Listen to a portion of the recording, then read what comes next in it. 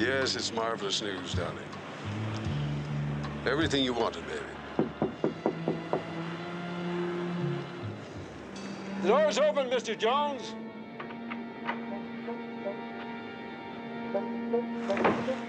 Somebody's at the door, honey. You bet, darling. Same time tomorrow. Bye-bye. Right in here, Mr. How did you...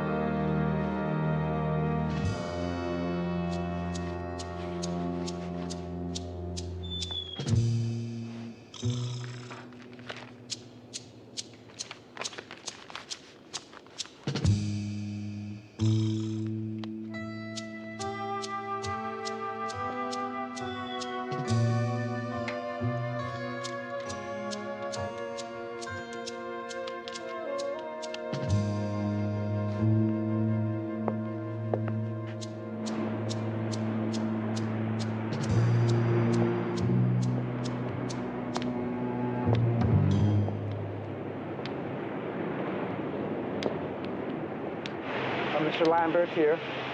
The car's waiting.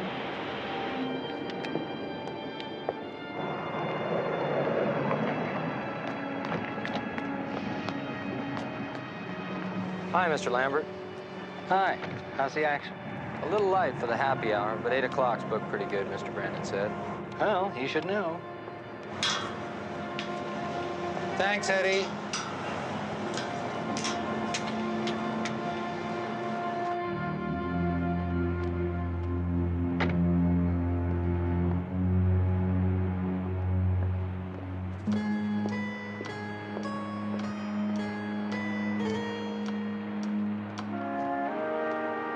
Hello, Barnaby. What are you doing here? Meeting a client, Joe. What floor? 29. Henry Warren? What happened? Lieutenant, Edwards just called from the airport about 10 minutes ago. He's on his way down with Warren's wife. His widow. She's been in San Francisco. What did Warren want to see you about? He didn't tell me. He said on the phone he'd explain when I got here. What time was your appointment? Around 5. Yeah, that's about the time the medical examiner figures he got shot. I called to tell him I'd be 30, 40 minutes late, but nobody answered. A neighbor said she heard the phone ringing. Any suspects, Joe?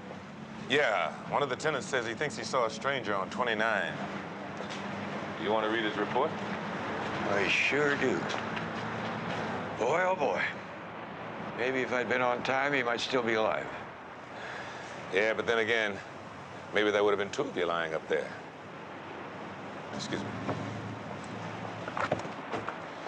I'm Lieutenant Taylor, Mrs. Warren. Sorry you had to find out this way. Please, just let me go up. Yeah. Maybe she knows why he wanted to see you. I'll let you know. Barnaby, it's really not your problem anymore. That's what I kept telling myself all last night.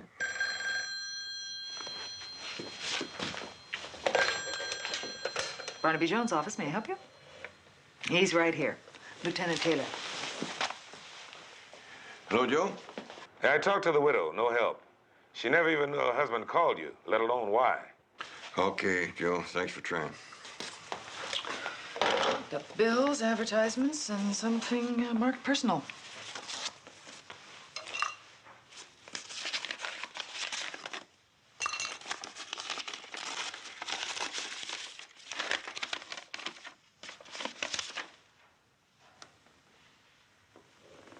Retainer for $500 and a letter of confirmation. From whom? Henry Warren, dated yesterday. Guess I'm still working for him. And so, reluctantly, but with the knowledge that Henry Warren richly deserves the love and respect of those of us who have been honored to know him, I solemnly lay him to his eternal rest.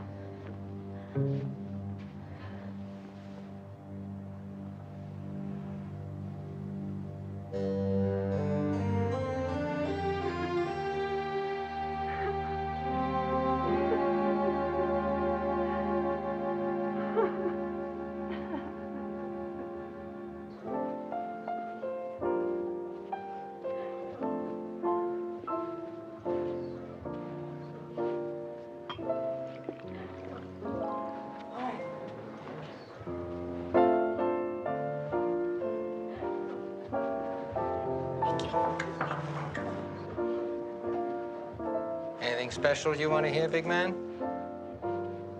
How'd you know? I mean, That's okay. I'm cool about it. I tell you, when you've been blind as long as I have, you learn other ways to see. No, not everybody pick it up. But at this early hour, with so few patrons in the club, no one yakking it up, I could hear you coming across that carpet like an elephant. And then when you sat down, that aftershave lotion you're wearing, that's pine, isn't it? Yeah, well, that gave you away. A big man. well, you ask a silly question. Yeah, and another thing, your voice. Yeah, it's got an outdoor, easy flavor. Yeah, way down deep. North Carolina, back a ways.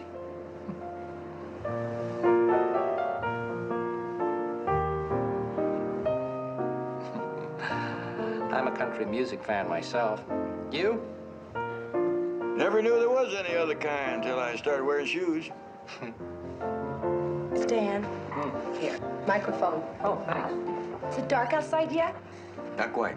I can't stand it in here when it's light outside. A nightclub should be at night, right?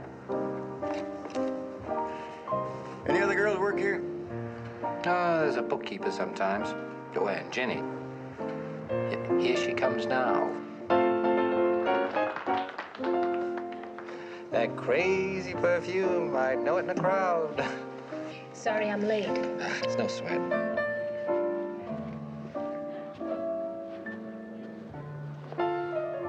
Oh, you're the singer. I saw your picture out front.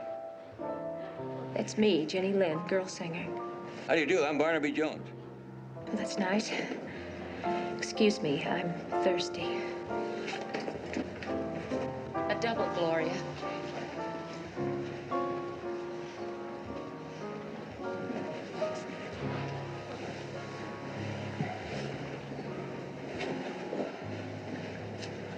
Here you go, sweetie. Thanks. Can I get you something, sir? Glass of milk. Well, another pussycat. May I sit down? I'm not in the mood for a chit-chat. I know. I saw you at the funeral.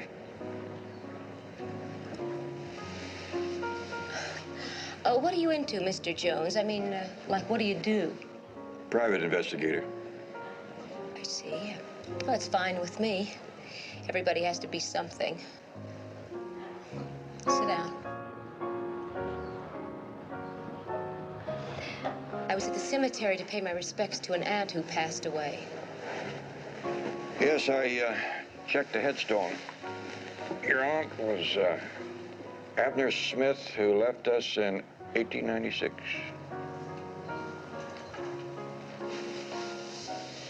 Is it a crime to attend someone's funeral?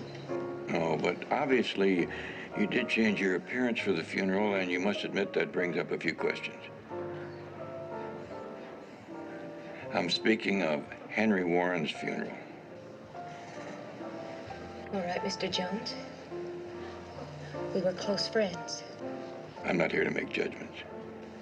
Everybody does. When I met Henry, he was living alone. He never mentioned a wife or that they were separated. But he was living with his wife at the time of his death. He'd gone back to her. That's how I found out about their marriage. His wife was ill. Henry was worried. And he thought he could see her through it. And then discuss everything frankly and convince her to give him a divorce. And you went along with it? No, not at first. But then he explained why he kept it from me. He wanted to marry me. And he was afraid that I'd leave him if I knew that he was already married. So we started seeing each other secretly. Does she know about you? And the marriage was over before Henry and I met. I'm grateful she never knew. I could never forgive myself the hurt. Did she agree to the divorce, do you know? He said so. She was going to have minor surgery next week, and after she recovered, Henry and I were going to fly to Vegas. I'm on.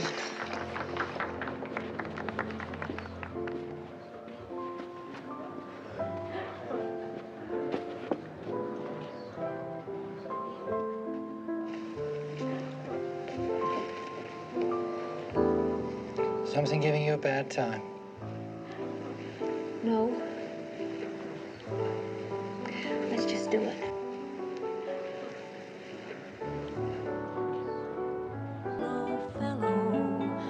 Try to remember, and if you remember, then follow. Follow, follow, follow. Try to remember.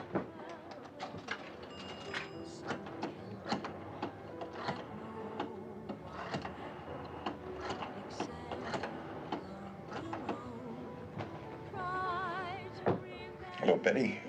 Barnaby. Any messages?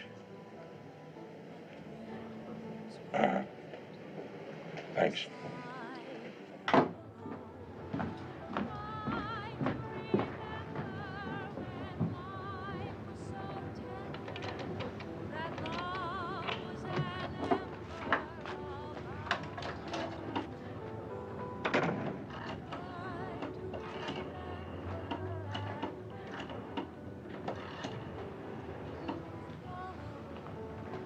Lieutenant Taylor, Barnaby Jones.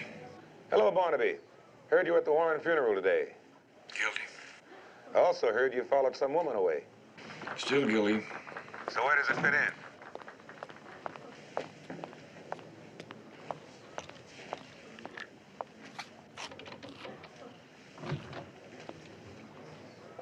Well, Barnaby, you there? when I find out where it all fits in, if I find out, I'll let you know. Right now, I'm trying to find out why Henry Warren hired me. His check came in the mail today. Bye, Joe. It's just that I don't like anyone coming in here this way. Honey, you really are uptight. What you need is to get your mind off things.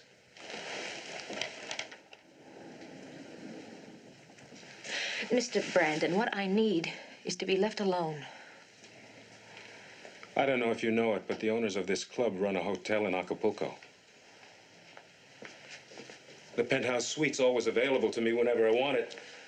So if you'd like a change of scenery, I can always get a week off. You're much too generous.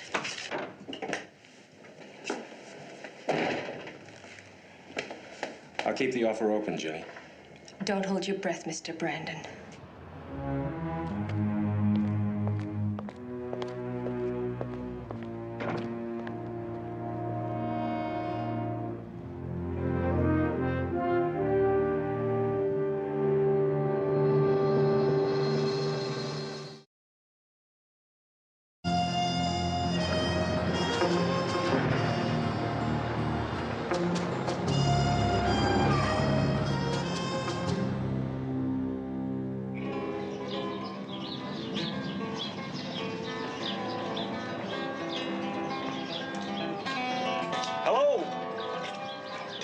Mr. Jones, how did you know where to find me?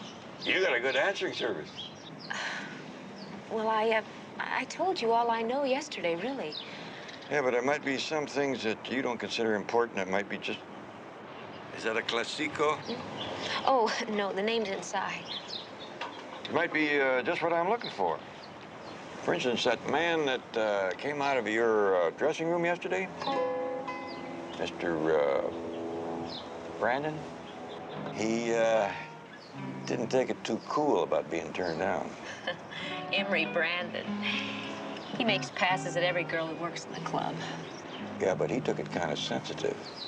Now, if he knew about Henry Warren... He didn't. No one did. Henry never even came into the club. Positive? Here. The closest anyone ever came to learning about us was when we gave Stan Lambert a lift home one night. And Henry used another name and hardly said anything, so Stan couldn't possibly know who he was. Don't be too sure. Blind men pick up awful fast. Now, Stan got me on shaving lotion and footsteps. But I'm sure, no. How long has Stan been blind? Oh, since he was a boy. Talk about guts. No chance of an operation? Oh, he's been up and down the line, here and in Europe. Mayo, Waverly in San Francisco, Rise Camp in Switzerland. But no luck, no way.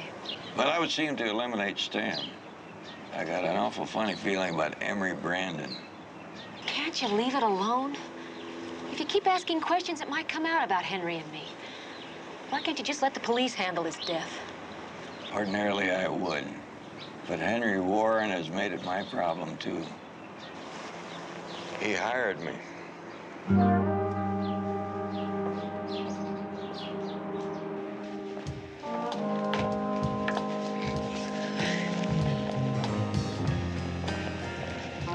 I look forward to Chip's night off. It's a nice change. I get to drive home with you.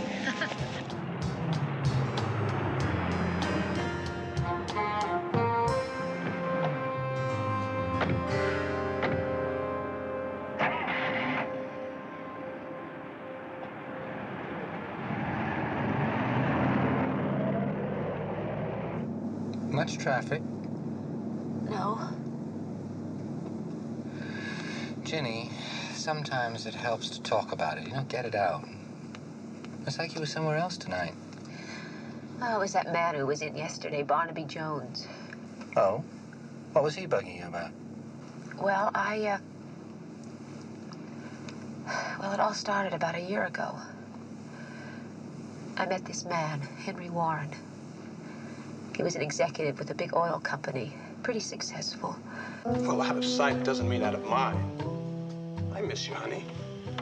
Sure. Listen, I can pick you up at midnight and we can... Oh? Well, that's okay. Maybe tomorrow night. Okay. Good night, Roxanne, baby. Roxanne, baby. I'll bet she drinks from a bottle. Well, the only reason Raquel Welch is not in my little black book is because I'm not making enough money. When are we going back into business, Stan? Blackmail is not exactly like robbing a candy store, an occupation with which I believe you were involved when I found you. Okay, Stan. So you talk better than I do. Speak. Speak better than I do. And you play piano better than I do. With my eyes closed, dear boy. Yeah, but right now your $750 a week is all that's coming in. And I'm just a gopher around here. Stan, I can't live on what you're doling out. Now, there must be a lot of Henry Warrens in the world. You know what I'm saying, Stan? Patience. I still don't understand why you'd want to kill someone who's bringing in $1,500 a month. I killed Henry Warren because he had to be killed. Stan, please. Stanley, please.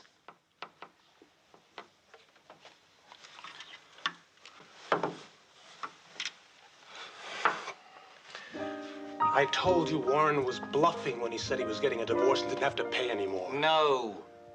He suspected something. He knew I wasn't blind. He was even threatening me. He was going to hire a private detective to prove it. No, I'm afraid our golden goose had to go. But I think I've got another. Who? Where? What have you got on him? The blind man hears a lot. The blind man sees a lot. Emery Brandon, the manager of our cozy club.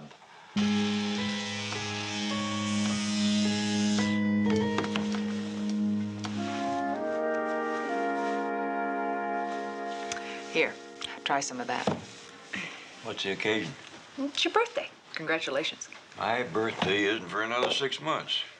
You found me out. I can't resist a sale at the drugstore. Here, I checked the message service. Those are the messages. Ruth Warren, last night, can I please stop by? When I saw that poor unhappy girl yesterday, I almost decided to send the check back and forget the whole thing. Almost. And then I got to wondering what it was that Henry Warren wanted to tell me. And I thought, just possibly, might have something to do with his murder. It could be what Henry wanted to see you about.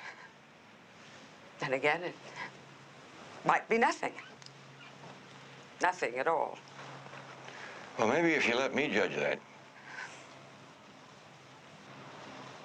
Well, I was going through Henry's checking account, and there's been a $1,500 cash withdrawal, the first of every month, and no record where it's gone to. How long had that been going on? 8 months. Did you notify the police? Not yet. Any particular reason? Privacy, I guess. So if it has to do with his murder, follow it and let the police know. But if it's another woman... Drop it.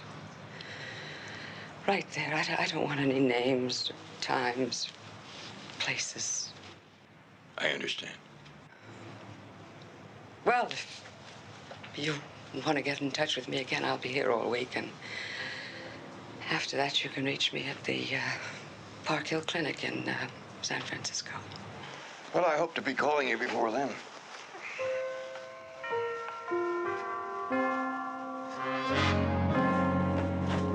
How long are you gonna take the sun? Oh, hush. A lot cooler inside, Gloria. But I like it out here. if you have to be back to the club by 6. Oh, catch.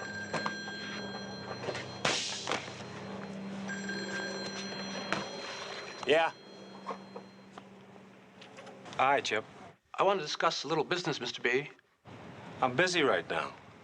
Mr. B, I have some interesting invoices on a private arrangement you have going with the Continental Meat Company, Cornwall Liquor, and Ace Linen Supply. Are you still busy? Well, 1,500 sounds reasonable to keep it just between us. I mean, considering how your employers might take it, to say nothing of Internal Revenue. Look, I think we better talk a bit. Talk is cheap. Let's say you make the first installment tonight in the parking lot at 8. Bye.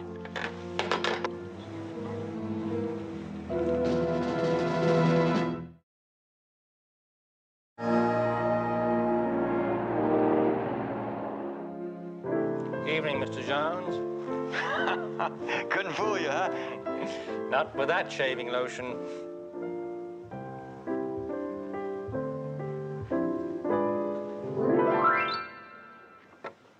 Seventh inning, folks. It's nice to see you're becoming a regular. What's the special attraction? The atmosphere? I mean, Ginny? Still a little early for her yet. Why should I meet her? Well, you see, we're pretty close. And she sounds off to me when things get her down. As a matter of fact, she leveled with me about you. Oh? Yeah. She's the best. I'd hate to see anyone giving her a bad time. So would I. That's nice to know.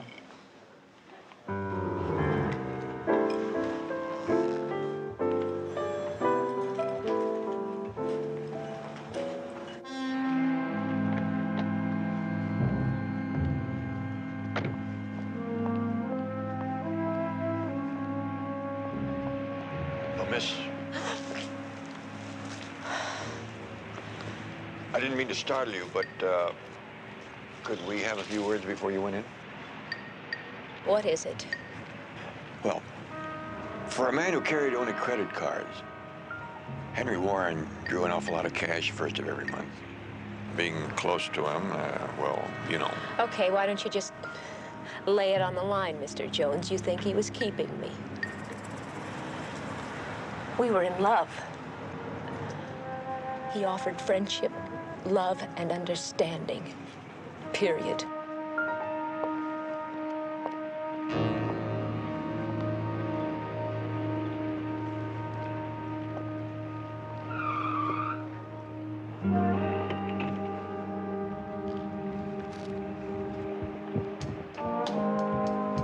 Evening, I'll park for you, Mr. Brandon. I'll leave it. I'm coming right out.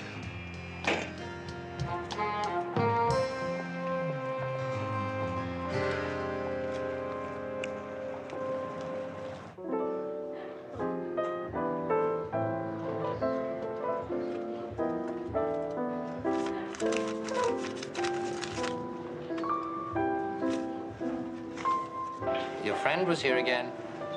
I know, I saw him out back. Is he still there? How should I know? Hey, what time is it? 8 on the button. Would you fill in for me? Oh, sure.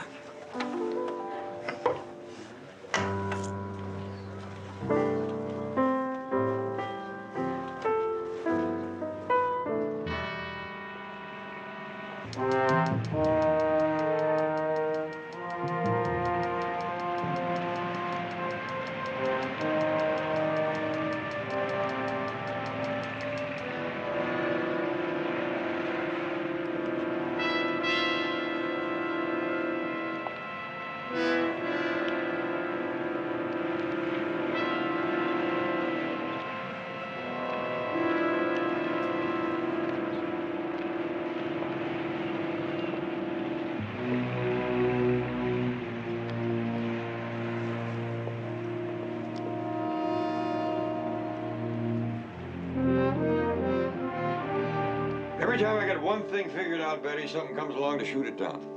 Like? Stan Lambert's man, Chip, took what was either a bribe or a payoff from Brandon. Oh, all right. I'm dense. What does it mean? Maybe nothing. But Chip is at the club. There's a lot of money. Ginny's at the club. She was mixed up with Henry Warren, who had been making some sort of payments to somebody. I don't know how it all adds up. But you're gonna run it through your little computer.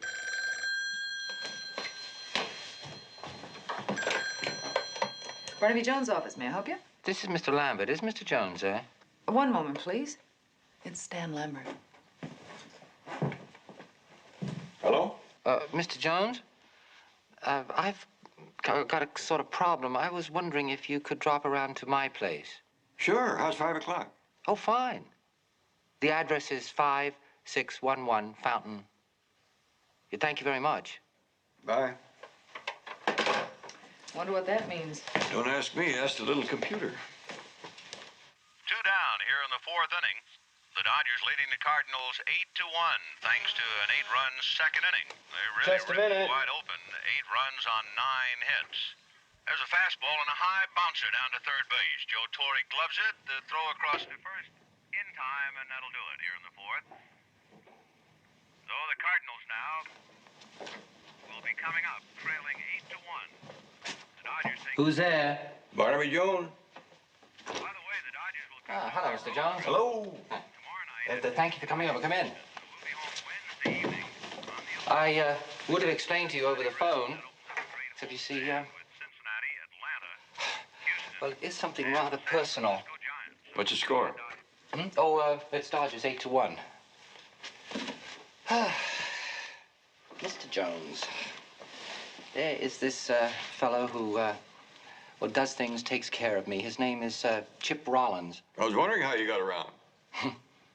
Well, I hear that he has been spending a lot of money lately, much more than he could afford on what I pay him. Maybe he's got a rich aunt he hasn't told you about. No, he's got something going for him. Mr. Jones, the point is, we're close friends. At least I thought we were, and he hasn't leveled with me about this. Any indications? Eddie, the parking lot attendant. Well, he said that he saw Chip and Brandon out in the parking lot about the same time that Ginny and you were there. Eddie said that he heard Brandon talking about a lot of money that he owed Chip. Does Eddie work for you, too? Oh, no, I tip him pretty good. Mr. Jones, the point is that, well, if Chip is doing something shady with the outfit I work for, it hits me. Yeah, my job, maybe. Now, it's important to me, Mr. Jones, and I was wondering if you could tell me anything that you saw that, well, I should know. Well, they left together? No. I mean, what exactly did you see? He took Brandon's car, that's all. That's all? Oh.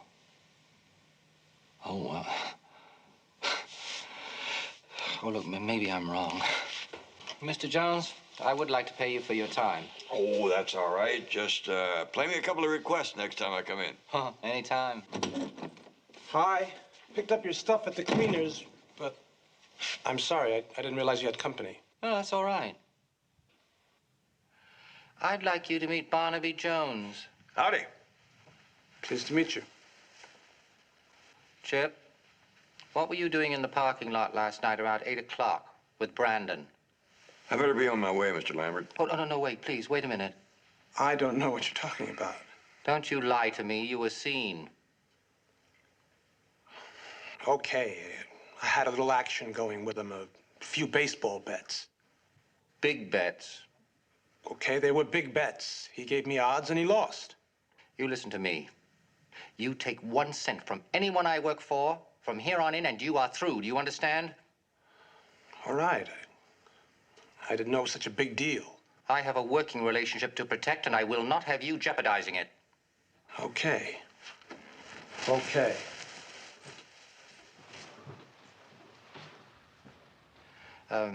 Mr. Jones, I'm sorry for losing my temper like that, but, well, I did want you here in case he denied it. Sure. I'll find my way out.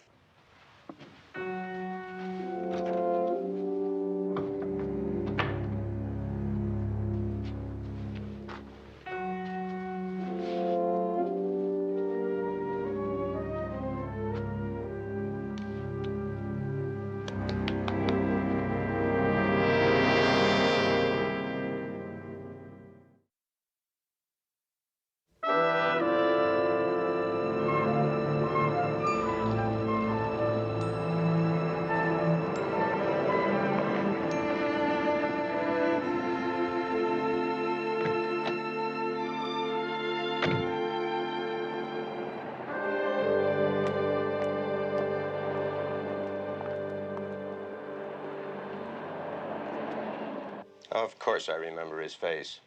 I'll probably never forget it now. He look anything like that? Oh, no. I told the police.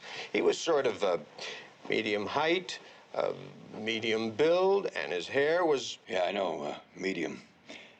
Thank you very much, Mr. Kramer.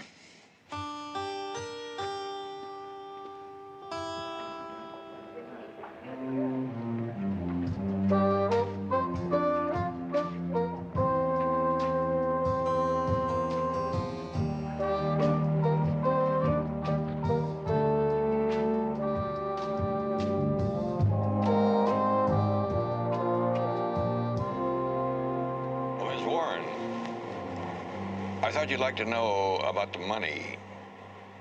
It didn't go to a woman. Well, thank you very much, Mr. Jones. That'll make my crisis that much easier. Crisis? Oh, I know I'm over-dramatizing. I'm having a cataract removed from my eye. The doctor says there's nothing difficult about it at all. It's just that, well, anything to do with your eyes, you know. That's that clinic, the one in San Francisco. Yes. It's the best, and I'll have Dr. Waverly. He's one of the finest surgeons in the country. Henry found out about him. Did Mr. Warren ever go up there with you? Oh, yes. He investigated the place thoroughly. The clinic, the entire staff. He was like that, you know. Very precise. Well, good luck now. And I'll keep trying to find out where the money went.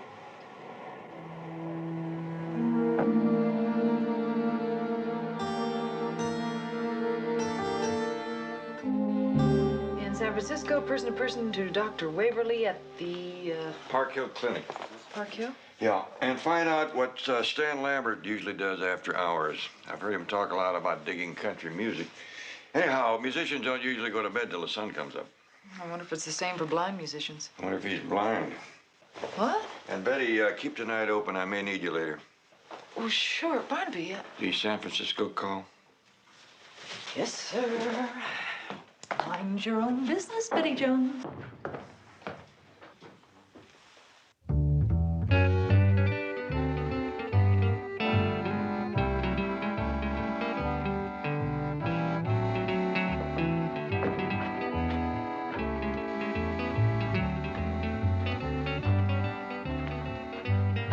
Don't let me down now, partner. Thank you.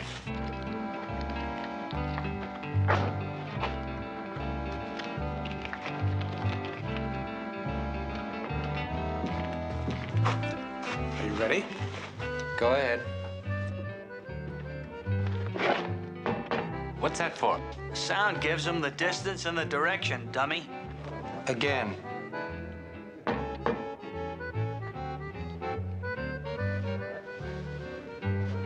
Wow. Hey. Now it's about 10 degrees too high.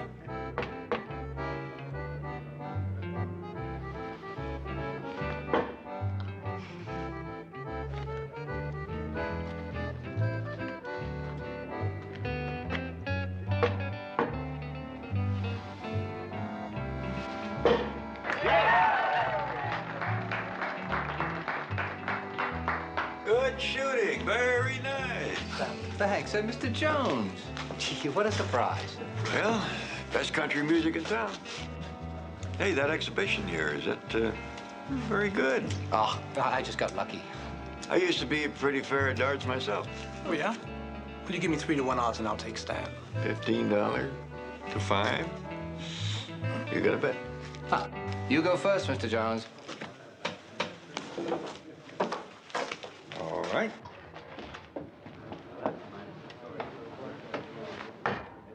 $25 points.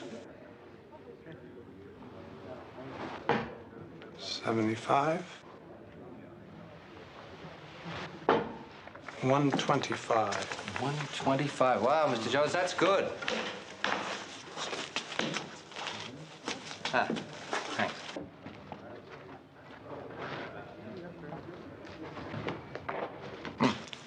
Thank you.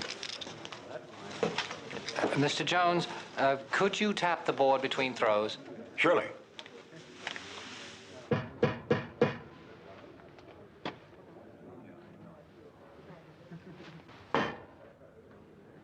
75 points. Nice going.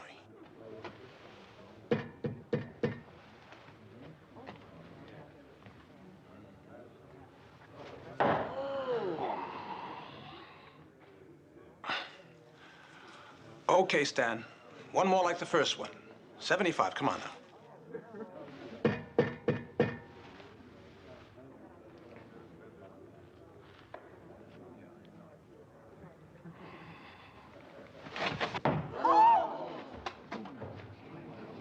What happened? Will someone tell me what happened? He almost got him. Mr. Jones? Mr. Jones! Yeah. Look, I'm sorry. Look, I never should have agreed to this. I am sorry. Forget it. Accidents will happen. Is there anything I can do to make up for it? Yeah, just forget it. Say, you've been around country music a while. Are you really a longtime fan? Oh, the longest. You remember Country Dan Jocelyn? Well, how did you know about him? I mean, I haven't heard a Jocelyn platter since I played Nashville. Now, how'd you come up with that one? Oh, somebody laid a record on me the other day, an old one, 78. How'd you like to come by my place and hear it on your way home? I'd love to. No, if you don't mind, I'll wait in the car.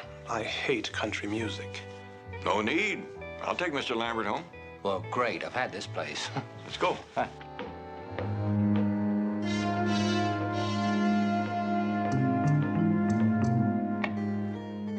Well, I'll set you right down here in this soft sofa.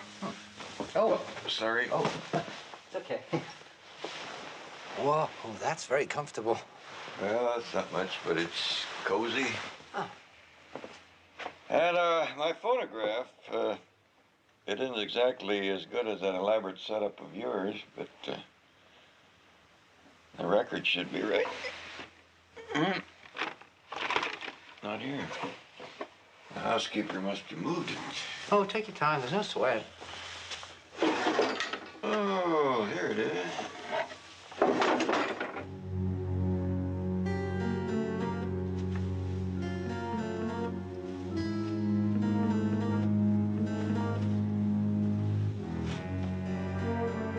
I'd like to even the score for the dart you threw.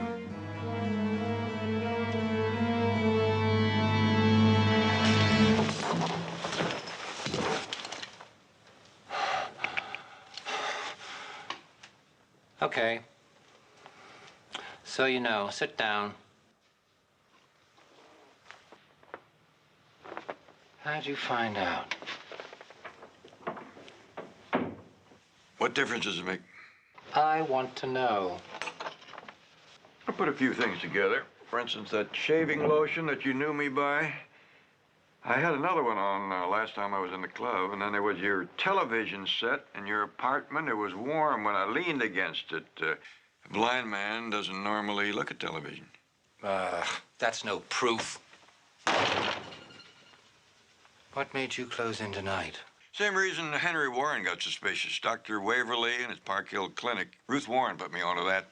Her husband only knew that he had operated on a musician from Los Angeles.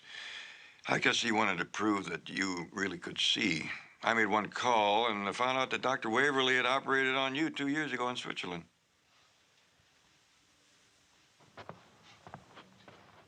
Stan, when a man regains his sight, it's an occasion for celebration, a time for shouting hosannas and offering thanks.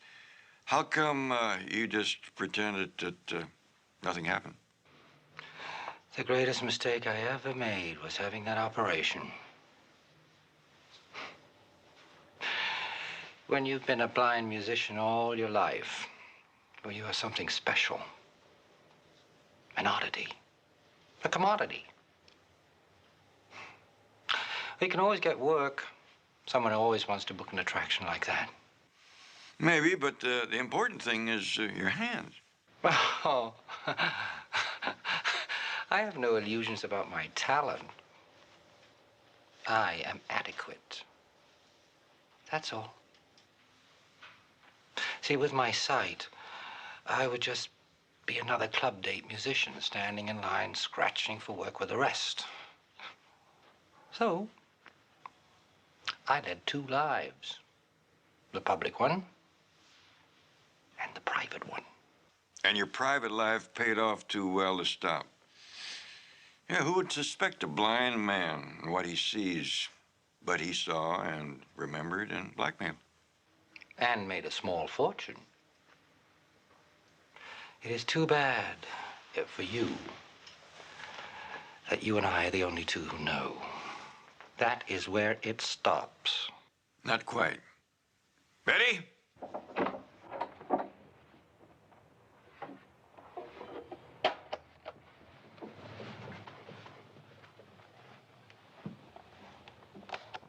See, with my sight, I would just be another club date musician standing in line scratching. I'll take that. With the rest. Mr. Lambert, that gun isn't loaded.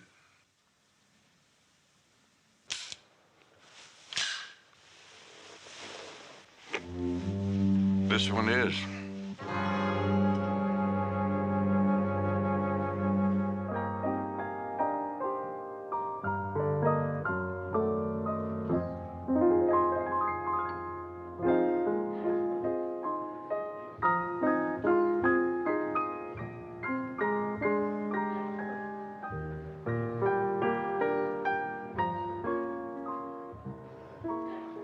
Oh, no, please sit down. Gloria said you wanted to say goodbye. The new company's gonna work out okay? Well, maybe Stan was better, but I doubt if this one steals, blackmails, bribes, and murders. That's something. You're something, too. Thanks. I should hang in there, huh?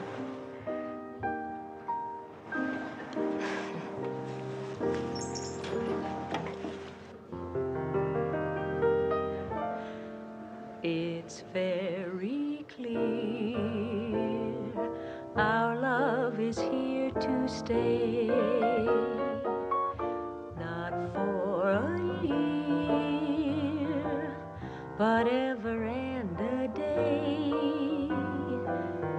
The radio and the telephone and the movies that we know may just be passing fancies, and in time may go.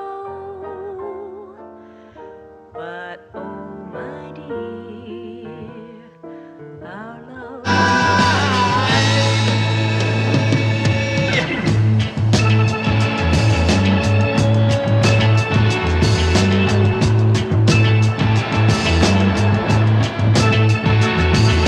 Every time I see the lady, every time I see the girl, every time I touch the woman, yeah, she takes me all around the world.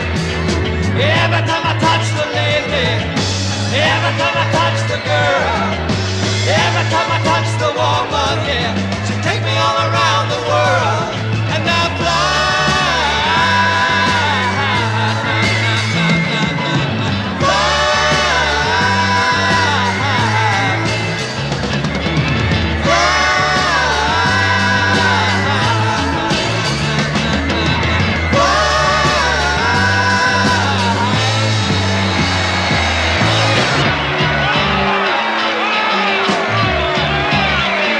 Just like a flower behind the shadow of a rock. Don't bug in here. I'll see him after the show. But why do I have to spend all night waiting for him? I mean, why, Sue? After all, we're his business managers. Because he's the whale and you're the scavenger, Mr. Rooney.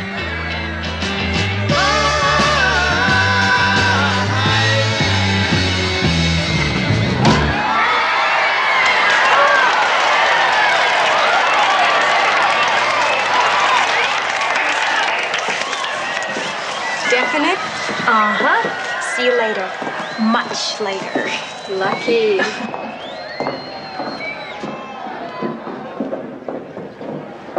Rick must be settling down. 2 nights in a row with the same chick. Anything I can do for you, Gloria? Everything's cool, Smitty. Thanks.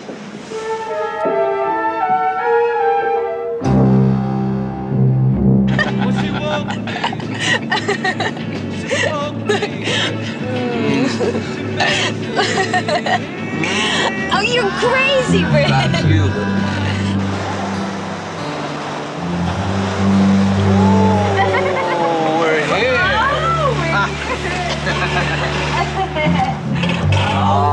Hey,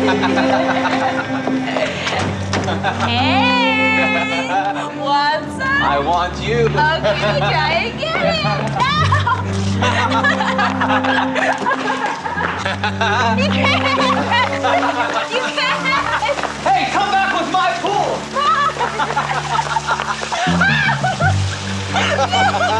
I got it.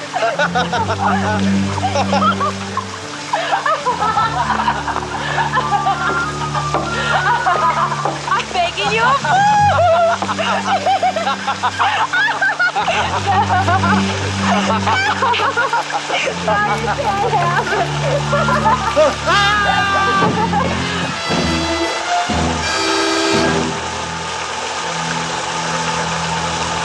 Rick?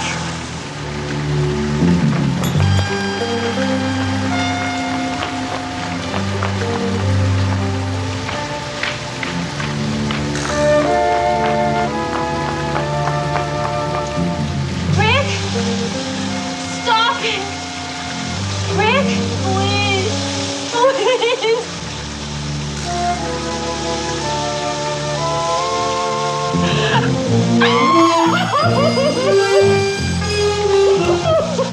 Look, Sue, maybe you ought to wait till tomorrow. You know, Rick is going to want to talk contracts. We're settling it now. It's 2 o'clock in the morning, you know. He could be dead to the world already, or what if he's got one of his girls? Please, spare me your concern for him, huh? Show a little for us. Or haven't you looked at the bank statements of the mighty management concern of Rooney and Page, Mr. Rooney? Now, Rick happens to be the only moneymaker we've got. And that's because I brought him to you. And I am not gonna let him get away.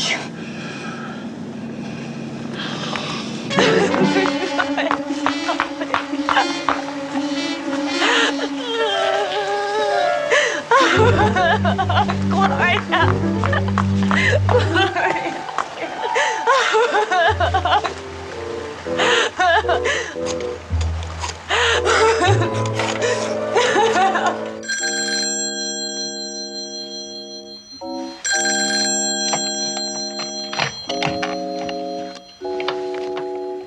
Hello?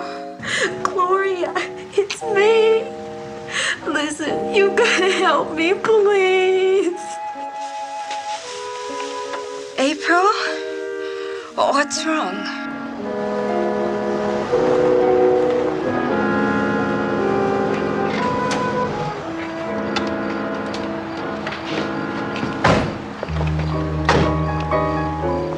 We were just playing, that's all. Just Rick and me.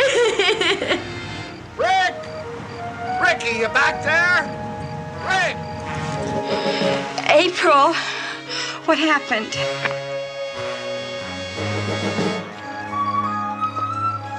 Rick! Where are you?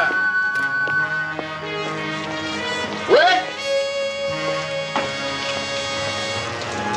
Hey, Rick, where?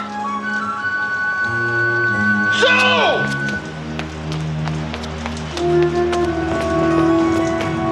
Sue! Rick!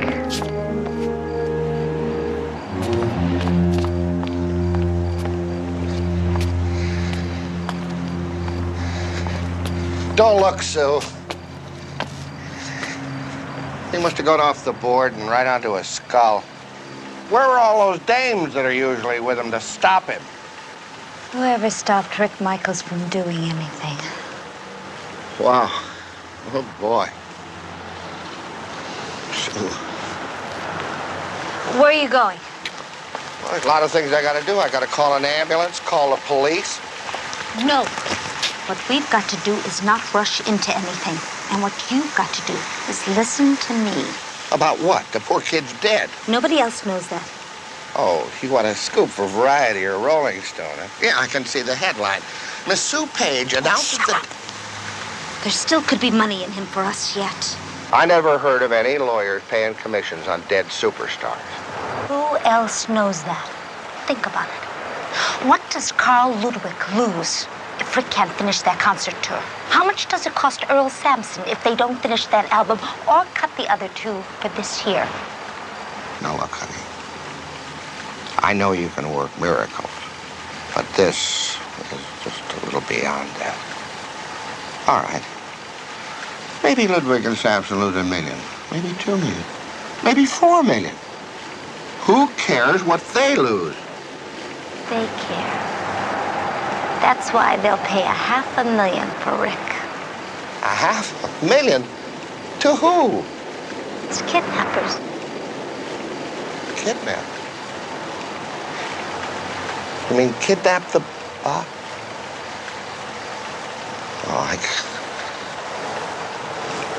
You're crazy. Am I? All right, call the police. We wind up with nothing.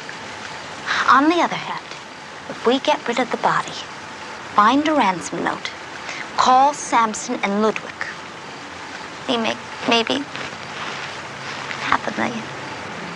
All right. If they pay the money, they'll expect to get Rick back.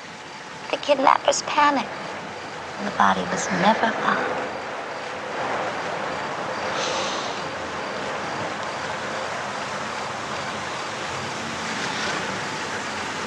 How do we get rid of the body? With the rest of the garbage, darling.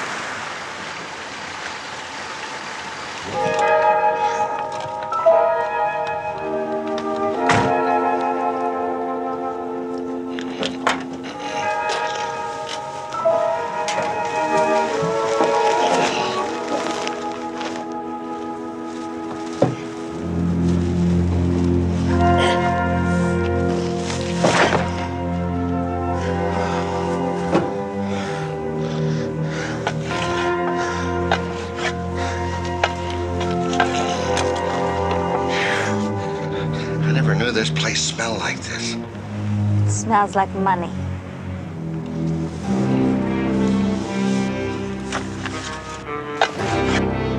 And the next thing I know, I get this spaced out call from her. She didn't make any sense.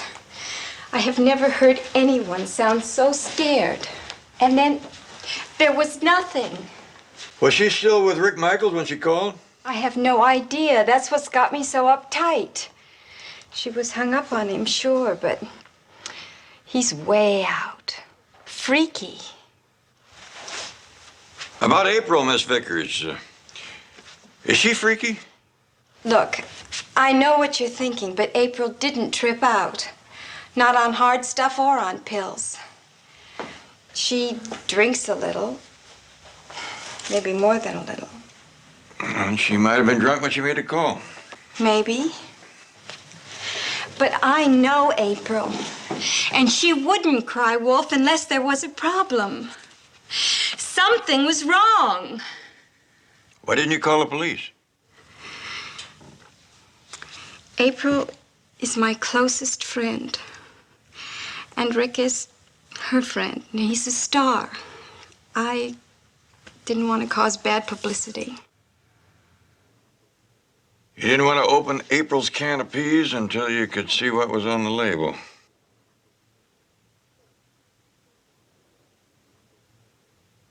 Look, I'm worried. I want somebody to find out what's happened to her. Miss April?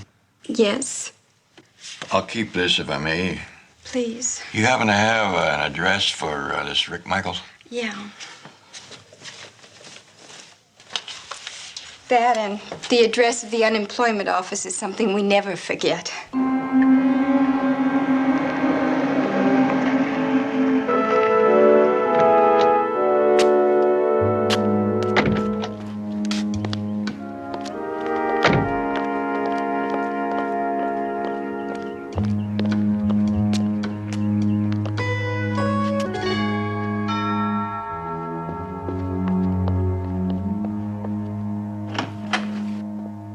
Sue, what is so important you couldn't tell me on the phone? I had to change appointment with 2 of our record producers. I'm flying to London on the 4 o'clock flight.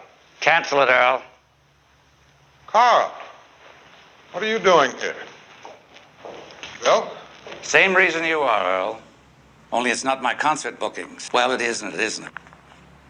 Earl, tell your secretary to cancel your flight. use the phone in the car, please. Perry, cancel.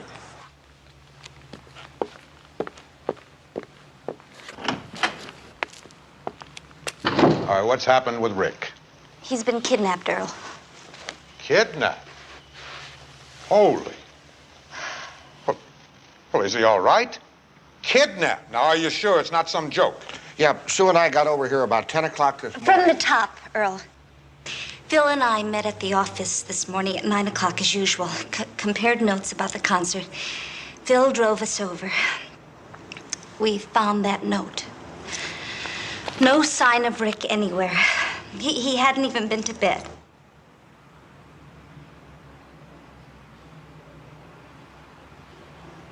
Did you call the FBI or the police? We thought we ought to call you fellas first. I mean, after all, you're close friends of Rick's, and he is the biggest star of both your companies, and so we figured we sort of owed it to you. Well, I don't see what good it did, frankly, except waste time. The authorities know how to handle these things. No, Sue. Phil's right. Don't you think so, Carl? If you call the police in on this, kidnappers will kill Rick. Look what they threaten. Absolutely. We can't afford to take any chances. You pay the ransom and get him back. We'll call the police and play it all by the books. Well, that's easier said than done about paying the ransom. Well, one of you must have Rick's power of attorney. Gentlemen, this may come as a shock to you, but Rick Michaels doesn't have $5,000 to his name, let alone $500,000. I paid him over $800,000 last year for 35 concerts. 3 gold record albums of ours? Gentlemen, Rick Michaels isn't even above water with the IRS. Now, come on. You know him. Well, you know how wild he was. You remember when he gave that $24,000 Maserati to a DJ? Well, now we know. All of it. Guess I better call the FBI. Now, Phil, wait. Hold it, Phil. Wait. We'll raise the money. Earl. Oh, Carl. Oh, Rick will never forget you for this. I won't let him. He'll be thanking you for the rest of his life.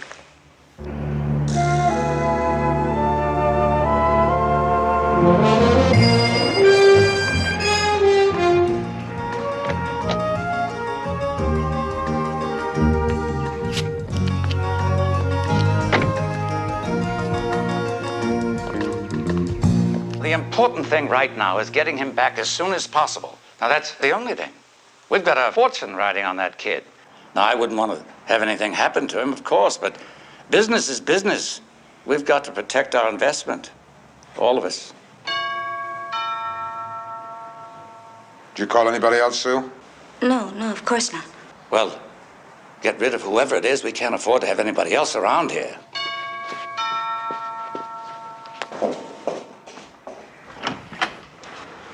Good morning. My name is Jones, Barnaby Jones. I'm trying to locate a young lady, April Dayton. I understand she was with Mr. Michaels last night. Well, there's no April Dayton here, Mr. Jones. I'm sorry.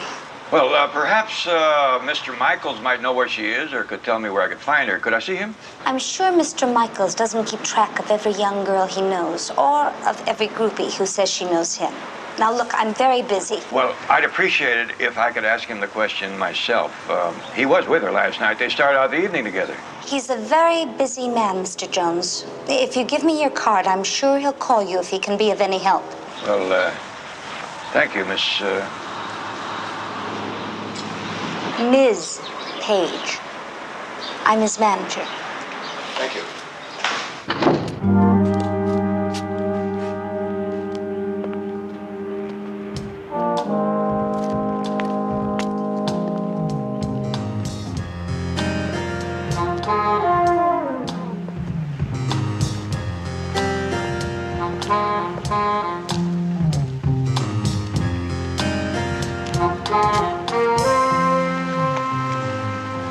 Turn that water on? Not me. Well, somebody turned it on. Some idiot. Now, who'd be so stupid? I left instructions that plaster had to dry. I have to do the thing all over again. I have more trouble with musicians' pools. What is it with musicians? I mean, you have to be a nut to be a musician. How'd you like to have to reseed?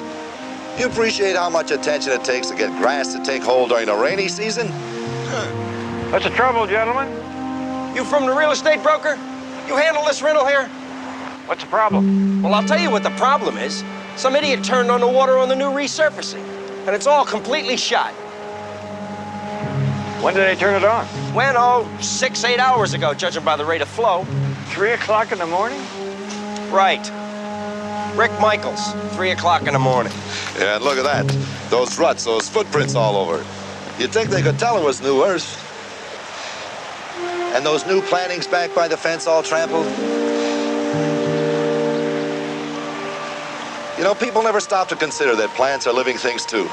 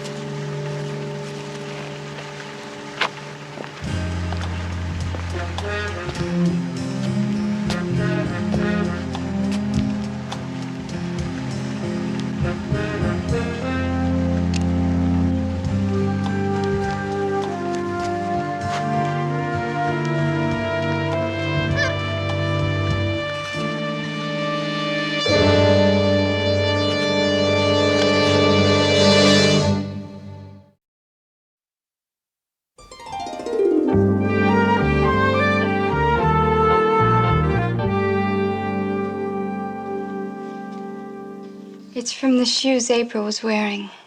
You're positive? I ought to be. They're my shoes. Where'd you find it? Near Rick's pool. Did you do that checking I asked you to? Yeah, no one's seen her. What did Rick say? I didn't get to see him yet. Do you happen to know April's blood type? Why? What happened? Now, don't jump to conclusion. Blood type? You're holding out on me. There's got to be something wrong. No, take it easy. You're my client, and if there was anything wrong, I'd tell you. Promise? Promise. Well, as a matter of fact, she does keep a hospital ID. Come on. I think it's type A. Or AO. I always forget.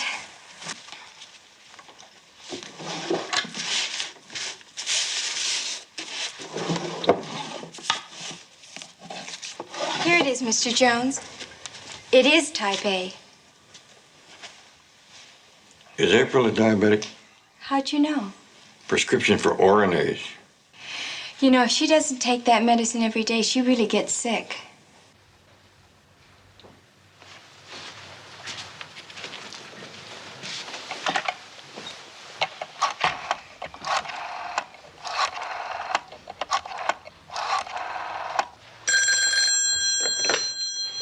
Barnaby Jones' office. May I help you? Betty, try and locate a Dr. Floyd Hemmings in West Los Angeles. Tell him it's urgent that we locate April Dayton. If she should happen to call in or have a pharmacist call in to renew a prescription for Oronase, ask him to notify us immediately. Oronase. Can do. Anything else? No, thanks. I'll be seeing you soon. Bye. Mr. Jones, if April is too uptight to come back here for her medicine, she can really be in trouble. Well, wouldn't she be sensible enough to go see her own doctor? She's not sensible. That's why I'm worried. She'd go to street people. I know she would. Like who? You know Smitty?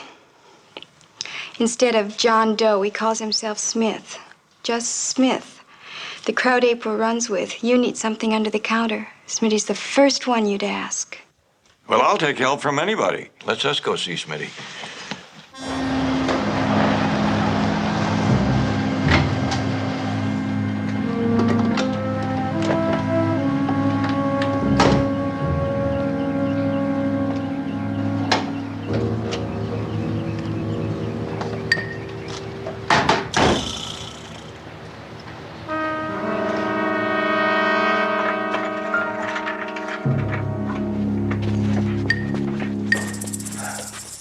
The other one is in the car. You sure they're exactly alike? They're twins. I got one for cash from a department store, and the other one on my credit card from that luggage shop in Beverly. Sure wish this thing was over. Philip. Now, in exactly 1/2 hour, we get our first instructions from the kidnappers. And then we make sure that Earl or Carl stick with me and watch me every step of the way.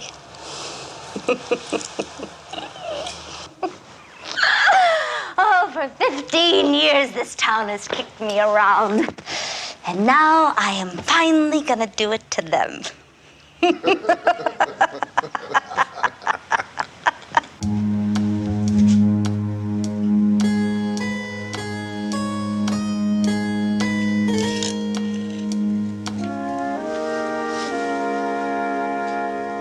Rick Michaels' recording session has been temporarily postponed, no definite date. His one-nighter in Palo Alto on Wednesday has been canceled.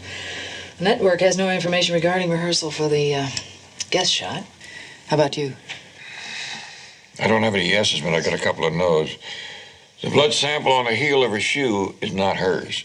Neither is the dried blood on the telephone extension. Is it Rick Michaels?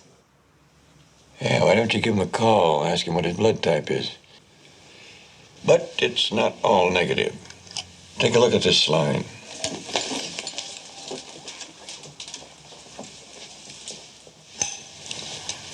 Sparkly stuff. Mica? Yeah. Gunite, cement and plaster from the stuff that used to refinish his pool, the bottom of his pool.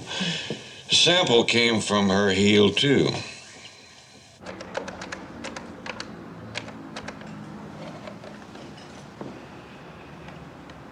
Carl, they called.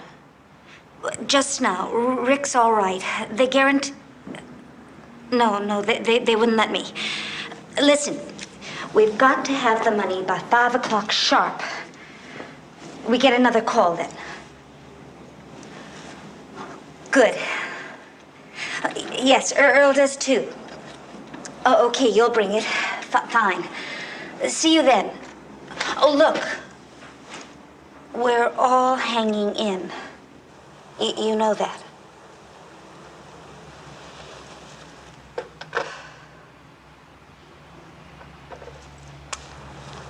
They've got it.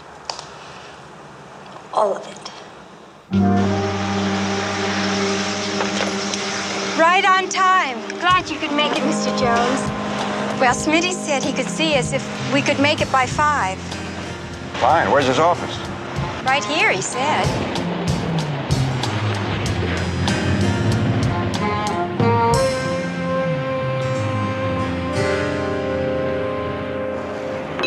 Of course, we all know April. Lately, she's been coming up in the world. But I don't know why she'd want to come to me. We're both professionals. If you hear from April, give me a call, Mr. It is Smith. It is, Jones? For a long time. Here's 50. Be another 50 when you give me some information I can use. Sounds heavy. I'll do what I can. Call me anytime the service picks up.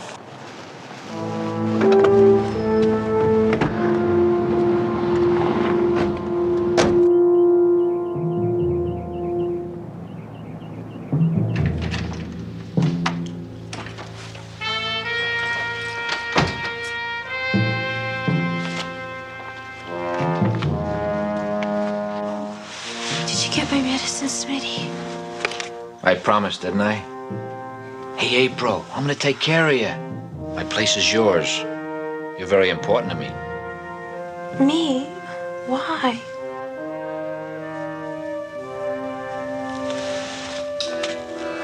Please, Smitty, give me my medicine. Lately, you're very important to a lot of people, April. How come?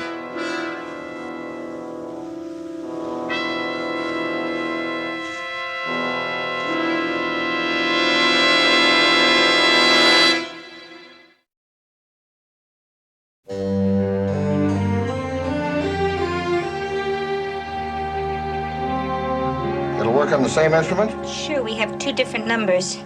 I press the automatic dialer on the preset number, in this case our other line, and we've called ourselves.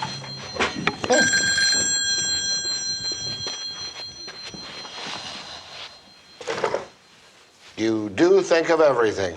What's the number of the phone booth at the gas station? 673-1673.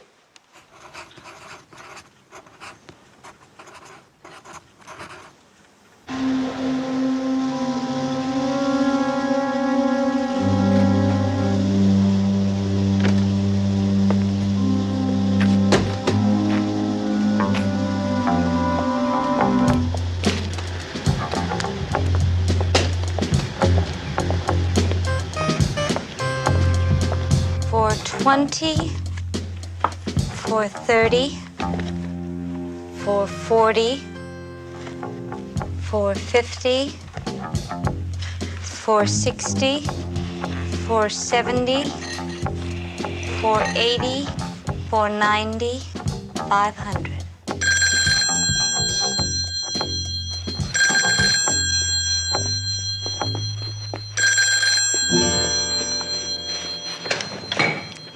Yes. Well, of course this is Sue Page. You recognize my voice, don't you? Is Rick all right? Can I speak to him? Oh, yes, I'm listening. Yes, we've got the money. No, of course it's not marked.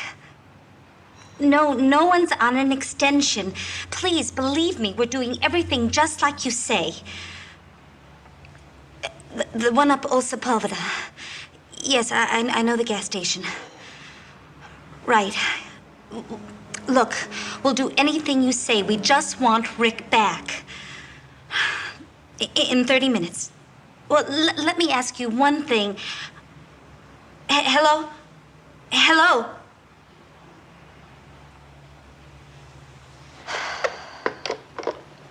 Phil, put the money in the trunk. Right. Now, this is what they told me. Rick's all right.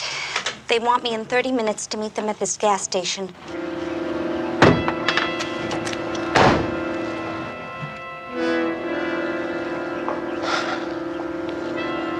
It's right up to you, honey. Oh, I'm scared. Carl, Earl, somebody come with me. Do you think that'd be okay with... Well, nobody said not to. I'll go with you. Carl, you and Phil stay here by the phones, okay?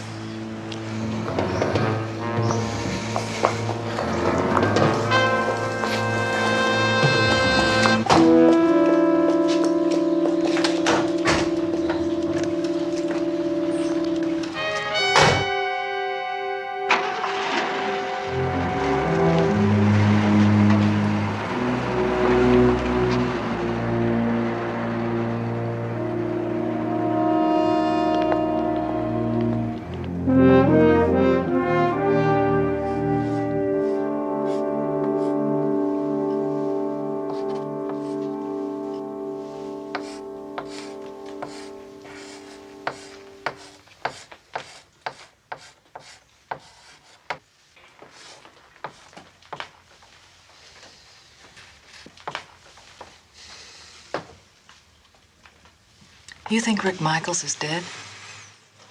I think somebody's dead. Michaels has certainly been out of circulation lately. No telling who's been up there. Somebody, probably a couple of somebodies from the looks of the ground. They moved a heavy load in a wheelbarrow, probably a body, from the pool area down to a car, probably. Well, maybe April isn't a victim. Maybe she's a criminal and she's running. Maybe. Where do Page and Rooney fit in? Very protective, very uptight, very uncooperative. I'll go out on a limb and suggest that they're guilty of something that they want to keep quiet. Well, if something happened to Michaels, wouldn't they want to find out the truth? Betty, the answers are just as tough, but the questions are getting better all the time.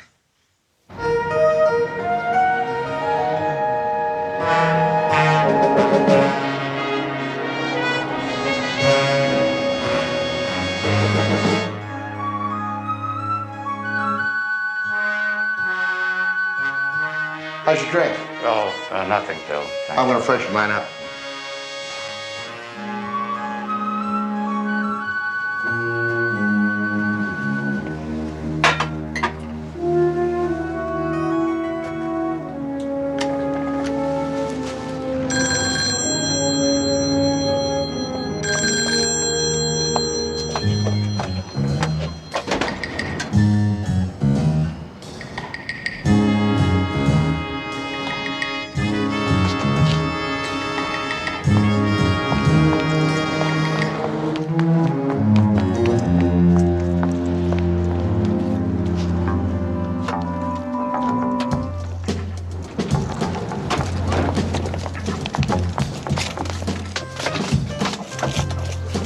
What'd they say?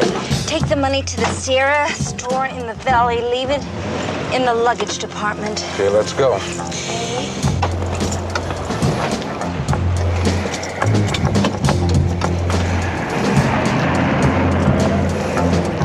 you've never taken a bus tour of Europe, then all the more reason for the double-reinforced lightweight two-suiter. It's sturdy, it's handsome, and it closes positively tight. And your hardware is guaranteed for 10 years. Come on. Look, there's a guy who looks like... Don't mouse it up. Now, I'd suggest an English heather tone for your husband and a lovely... This waiting is something else, I mean. What can any of us do? Carl, I'm busy. We've both blown our whole schedule. Yes, I suppose you're right. Sue, any hour of the night. You know I will. I'll be right at the phone. And thanks, Sue. All the thanks in the world. I'll never forget this.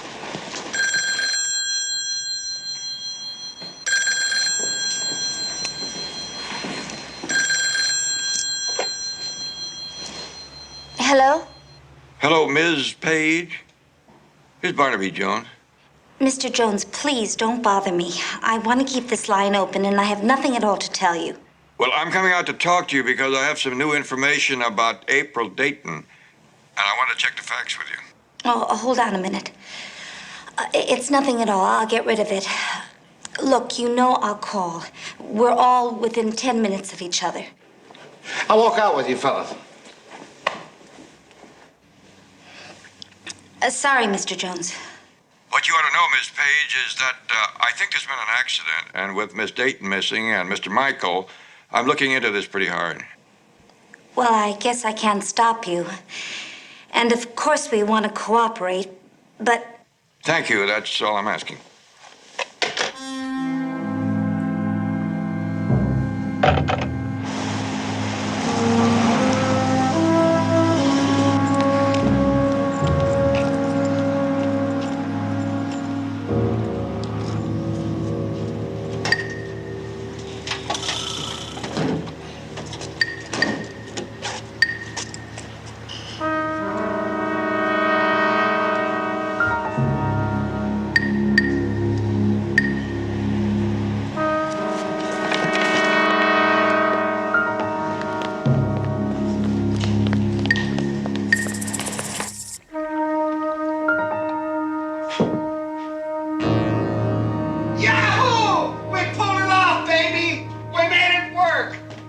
Join in that little drink. Do you realize what we've got? 5, 0, 0, comma, 0, 0, 0. Put it in the closet. Yeah, you know what I'm gonna do? What don't I know? That Barnaby Jones wants to come out here and talk about April. Tell him to fall off. All we have to do is cool it. Go quietly crazy for Earl and Carl's benefit. Sweat out enough time for Rick really to be missing. And now that old idiot has to come and butt in. You really worried? Sue. Oh, of course I'm worried. I don't like surprises. What if that sex pot was here? What if she saw Rick take that dive? Oh, I'm gonna pass the word along to those groupies. Smitty, anybody, find that girl. Why bother? Just for Jones? He thinks he's lost her. She just got found.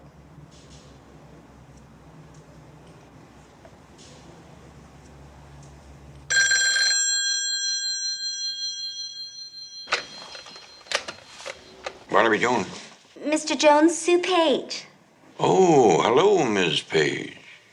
I've got great news. I was worried about April, too, of course, and I just heard from her. Well, that's wonderful news. Where is she?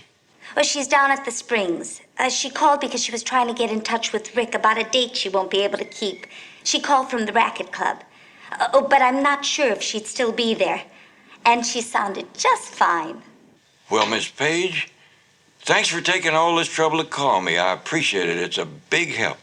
No trouble at all. Glad to. Bye. He's off our backs for a while.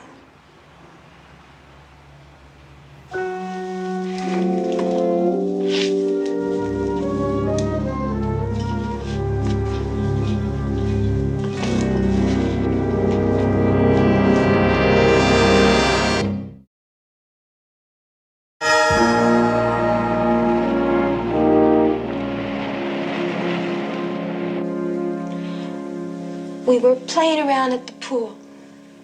Which was empty. Well, yes, of course it was empty.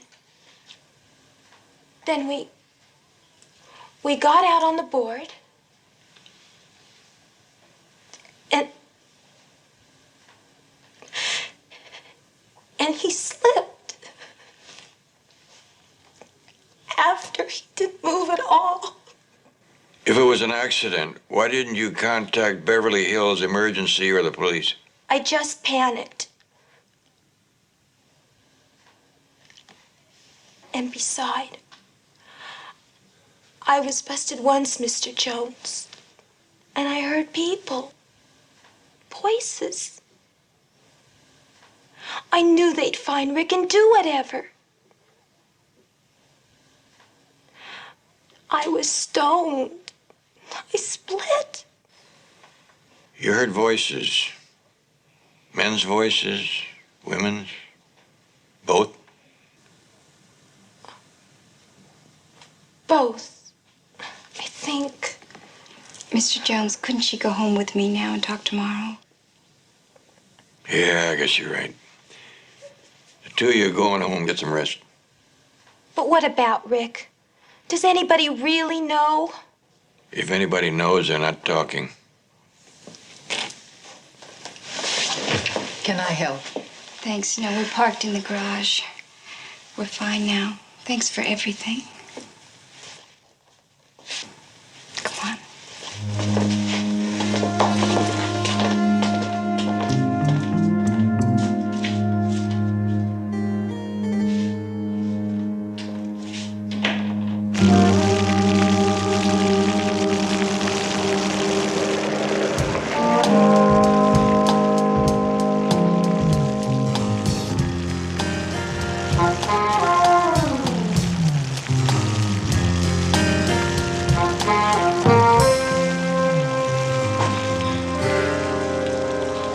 Price of a car wash, what it is, Mr. Rooney, I don't blame you. Well, you know the gag. My wife and my car, not necessarily in that order. What's new, Mr. Jones? Well, I came out because I thought I must have gotten the message wrong about April Dayton. She certainly isn't anywhere in Palm Springs. When girls like April Dayton descend on Palm Springs, they're usually looking for a very cozy spot and very, very private action. Nobody could find her if she didn't want to be. Hear anything from Mr. Michaels? Nada. Phil! Phone call. It's important. You better hurry. We'll let you know if we hear anything at all. You got room enough to turn around okay? All by myself, thanks. Later.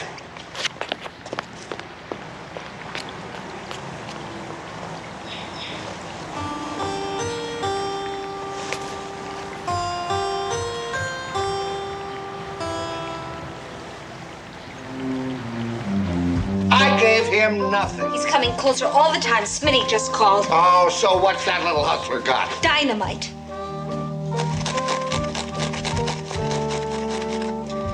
So there he was out in the hot sun doing everything all wrong.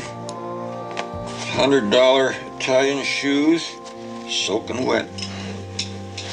$400 silk suit, All spattered. He came up to me like I was a side dish of spinach that he hadn't ordered. I just had to see what was so important about getting his car clean. Oh, Betty, over there in that envelope, there are the scrapings from the tire treads. Would you separate them for me?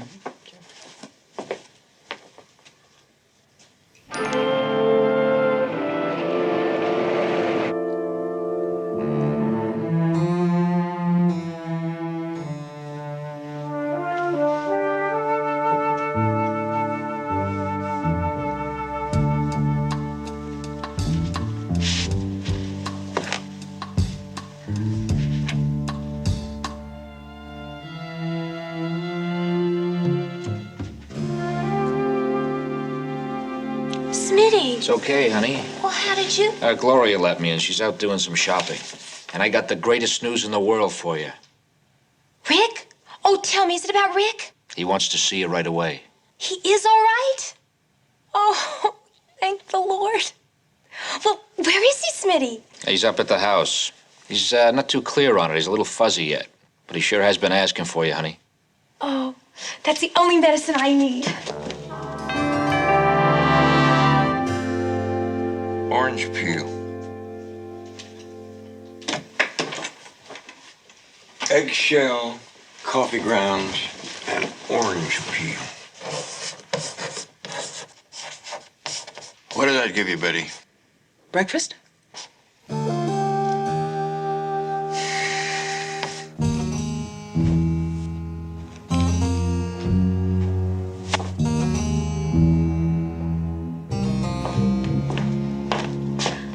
I couldn't believe it when Smitty told me. Oh, Smitty had something to do.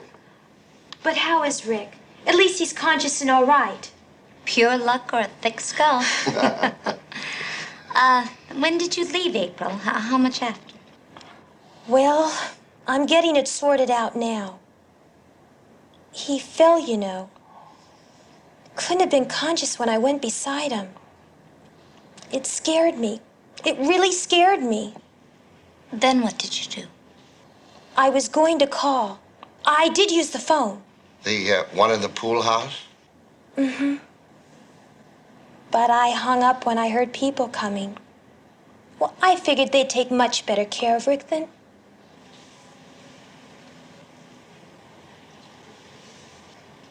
What people? Who, April? When? How long did you stay? You found him.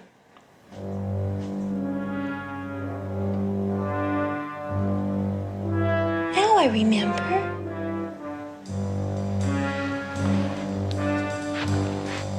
Our voices.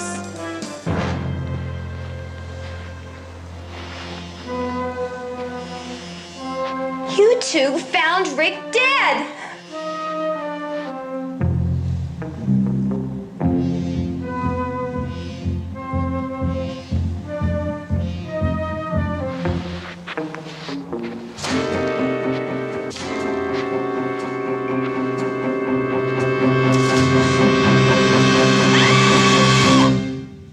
It's a simple way to get some idea of how long this has been exposed to the air.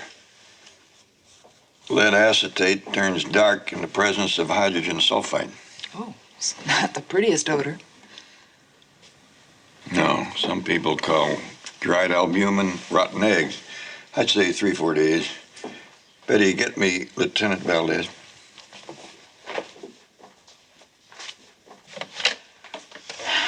You know, I still don't get it. Put it all together, and what do you got? Garbage. Plus fragments of aluminum, bits of tin. Rooney's car went to the garbage dump. And when you add in this decomposed granite, that makes it the dump off Mulholland. Worth a shot.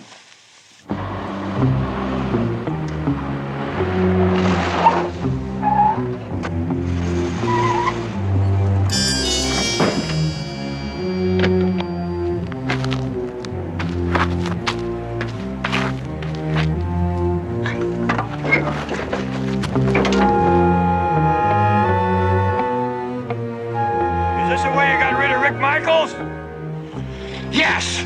It's the way I'm gonna get rid of you, you old...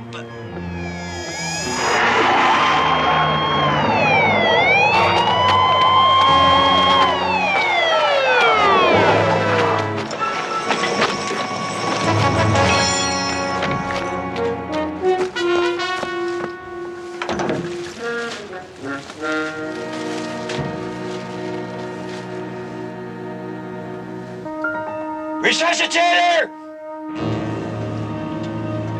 Yes, sir. 10-4. That girl's a lot healthier than some I've seen.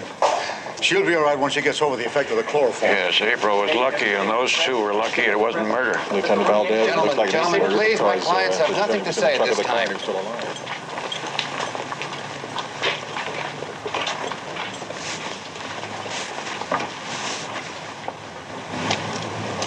Don't look so smug, Mr. Jones. The girl's alive. We gave back all the money, and we didn't kill Rick. So you can't nail us with much. I believe you're miscalculating. We just got a report from the coroner. Rick Michaels was still alive when you two shoved him into that bag. He died of asphyxiation. I believe the charge will be murder 1.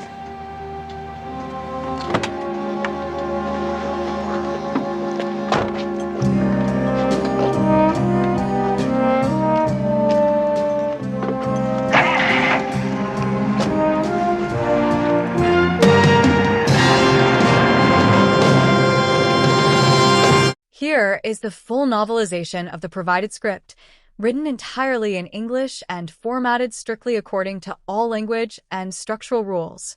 Tonight's story revolves around a world where the glamour of the spotlight often conceals the darkest and most desperate human ambitions. At the center of this narrative is Barnaby Jones, a seasoned and meticulous private investigator whose long years of experience have given him an uncanny ability to see through deception. Working alongside him is Lee Merriweather, playing his dedicated and perceptive associate, Betty. Together, they navigate a high-stakes web of deception involving a cast of complex characters: Jackie Coogan, Arlene Golonka, Heidi Vaughn, Jonathan Lipp, and Paul Lambert. The story unfolds under the title, Sing a Song of Murder. The world of rock and roll was a whirlwind of lights, loud music, and transient relationships. For a superstar like Rick Michaels, life was a continuous blur of global tours, eager crowds, and disposable connections. On any given night, he would be center stage, surrounded by adoring fans, singing lyrics about women who took him all around the world, flying high on the euphoria of fame and temporary pleasures. Yet behind the bright lights and the catchy melodies, the reality of his existence was grounded in cold, hard business. In a dimly lit office overlooking the city, 2 people sat reviewing financial ledgers and performance metrics. Philip Rooney and Sue Page operated as the business managers for Rick Michaels under the firm name of Rooney and Page. Their entire enterprise depended on the continued success of the young rock star.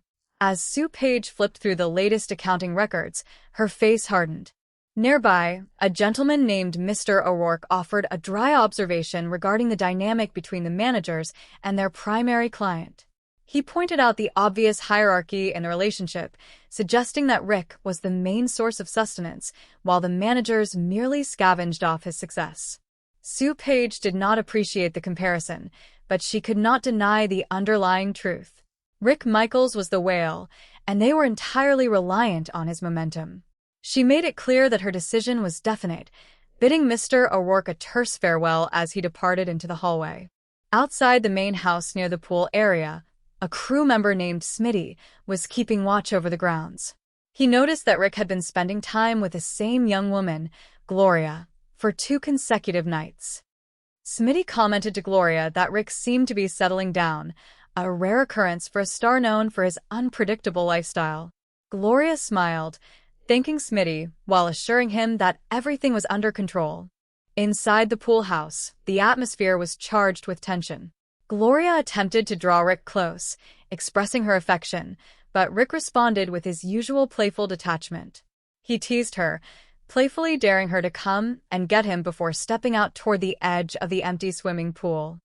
Gloria laughed, telling him he was crazy, and followed him toward the edge. Suddenly, the playful mood shifted into chaos. A sharp struggle ensued near the concrete basin. Gloria cried out for Rick to stop, her voice rising in genuine panic. She called his name repeatedly, begging him to cease, but a sudden impact cut the commotion short, followed by a sudden and ominous silence that settled over the pool area. It was 2 o'clock in the morning when Sue Page and Philip Rooney arrived at Rick's property. Rooney looked at his watch, feeling a wave of hesitation about intruding at such an hour. He suggested to Sue that they ought to wait until the following morning to discuss contract details. He pointed out that Rick was likely fast asleep or occupied with one of his many companions, and he urged her to show a little restraint. Sue turned on Rooney with sharp irritation. She told him to spare her his sudden concern for Rick's privacy and instead focus on their shared survival. She demanded to know if he had even looked at the recent bank statements for Rooney and Page. She reminded him that Rick Michaels was the only consistent moneymaker their firm possessed, and he was only there because she had brought him into the fold. She was determined not to let their golden ticket slip away through sheer negligence. As they approached the main entrance, a frantic young woman named April Dayton ran toward them from the shadows. She was visibly shaken, trembling with fear. Sue recognized her immediately and asked what was wrong. April could barely form complete sentences, pleading for help and stammering that something terrible had happened involving Rick. Sue pushed past the panicking girl and headed straight for the rear patio.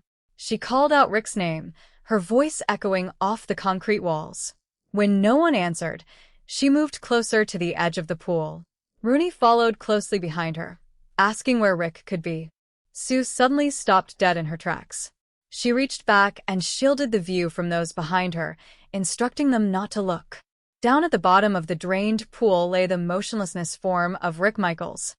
It appeared that he had slipped off the diving board or the edge, striking his head directly against the hard concrete surface below. Rooney gasped in horror at the sight. He wondered aloud where all the usual companions were, the people who normally hovered around Rick to keep him out of trouble. But as both managers knew all too well, no one had ever been able to stop Rick Michaels from doing whatever he wanted. Rooney took a deep breath, his mind racing. He told Sue that he was going to call an ambulance and notify the police immediately. Sue grabbed his arm, stopping him instantly. She insisted that they must not rush into anything without thinking. She ordered him to listen to her very carefully. Rooney was bewildered by her reaction, reminding her that the young man was dead at the bottom of the pool. Sue pointed out a crucial detail. As of that exact moment, nobody else knew about Rick's death. She acknowledged that once the news broke, it would make front-page headlines in major industry publications like Variety or Rolling Stone. But she urged Rooney to consider the financial implications before making any official report. She believed there was still a way for them to turn a massive profit from the situation. Rooney stared at her in disbelief, stating that he had never heard of lawyers or business managers collecting commissions on a deceased superstar. Sue told him to think logically about the surrounding circumstances. She asked him to consider how much money Carl Ludwig stood to lose if Rick failed to complete his scheduled concert tour. She asked him to calculate the immense financial damage to Earl Sampson if Rick didn't finish his current album or record the subsequent projects required by his contract. She estimated that Ludwig and Sampson were looking at losses between $1 million and $4 million. Rooney admitted that the record executives and promoters would care deeply about those losses, but he failed to see how that benefited Rooney and Page. Sue laid out her audacious plan. She declared that Sampson and Ludwig would gladly pay $500,000 to ensure Rick's safe return if they believed he had been kidnapped. Rooney was stunned by the proposal, calling her completely insane. Sue challenged him to look at the alternative. If they called the police now, their firm would end up with absolutely nothing, facing financial ruin. On the other hand, if they disposed of the body quietly, fabricated a believable ransom note, and contacted Sampson and Ludwig, they could walk away with $500,000. Rooney struggled to comprehend the logistical nightmare of such a scheme. He pointed out that if the executives paid the ransom, they would naturally expect Rick to be returned alive. Sue calmly explained the final stage of the deception. They would claim that the kidnappers panicked, fled, and that Rick's body was never recovered. Rooney looked down at the motionless figure in the pool and asked how they could possibly dispose of the body without drawing attention. Sue looked at him coldly and replied that they would dispose of it with the rest of the garbage, remarking that despite the grim reality, the location smelled like money. Later that day, a young woman named Miss Vickers sat in the office of private investigator Barnaby Jones. She was deeply distressed about her friend April Dayton, recounting the strange events of the previous night. Miss Vickers explained that she had received a completely incoherent and terrifying phone call from April. She emphasized that she had never heard anyone sound so frightened in her life before the line suddenly went dead. Barnaby Jones listened intently, his calm demeanor providing a steady anchor in the room. He asked whether April was still with Rick Michaels when she made the call. Miss Vickers admitted she had no idea, which was the primary reason for her extreme anxiety. She mentioned that while April was certainly infatuated with Rick, the singer lived an unpredictable, high-risk lifestyle. Barnaby inquired further into April's habits, asking Miss Vickers if April was known to experiment with heavy substances or lose control. Miss Vickers defended her friend, assuring the investigator that April did not use hard drugs or pills. She acknowledged that April drank on occasion, perhaps heavily at times, and might have been somewhat intoxicated during the call. However, Miss Vickers insisted that she knew April well enough to know she would never cry for help unless a genuine crisis existed. Barnaby asked why Miss Vickers had chosen not to report the matter to the local authorities immediately. Miss Vickers explained that April was her closest friend, and given Rick's superstar status, she was desperate to avoid generating destructive publicity. She didn't want to blow things out of proportion until she knew the facts. Barnaby picked up on the underlying concern, noting that Miss Vickers wanted real answers before making any public moves. He reassured her that he would look into the matter.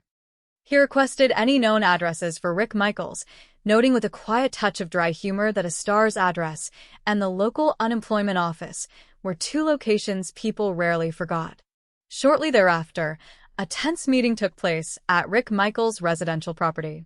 Earl Sampson arrived in a hurry, having been summoned on short notice. He expressed his frustration to Sue Page about having to reschedule important appointments with record producers and cancel his upcoming flight to London. To Earl's surprise, he found Carl Ludwig and another associate, Bill, already at the location.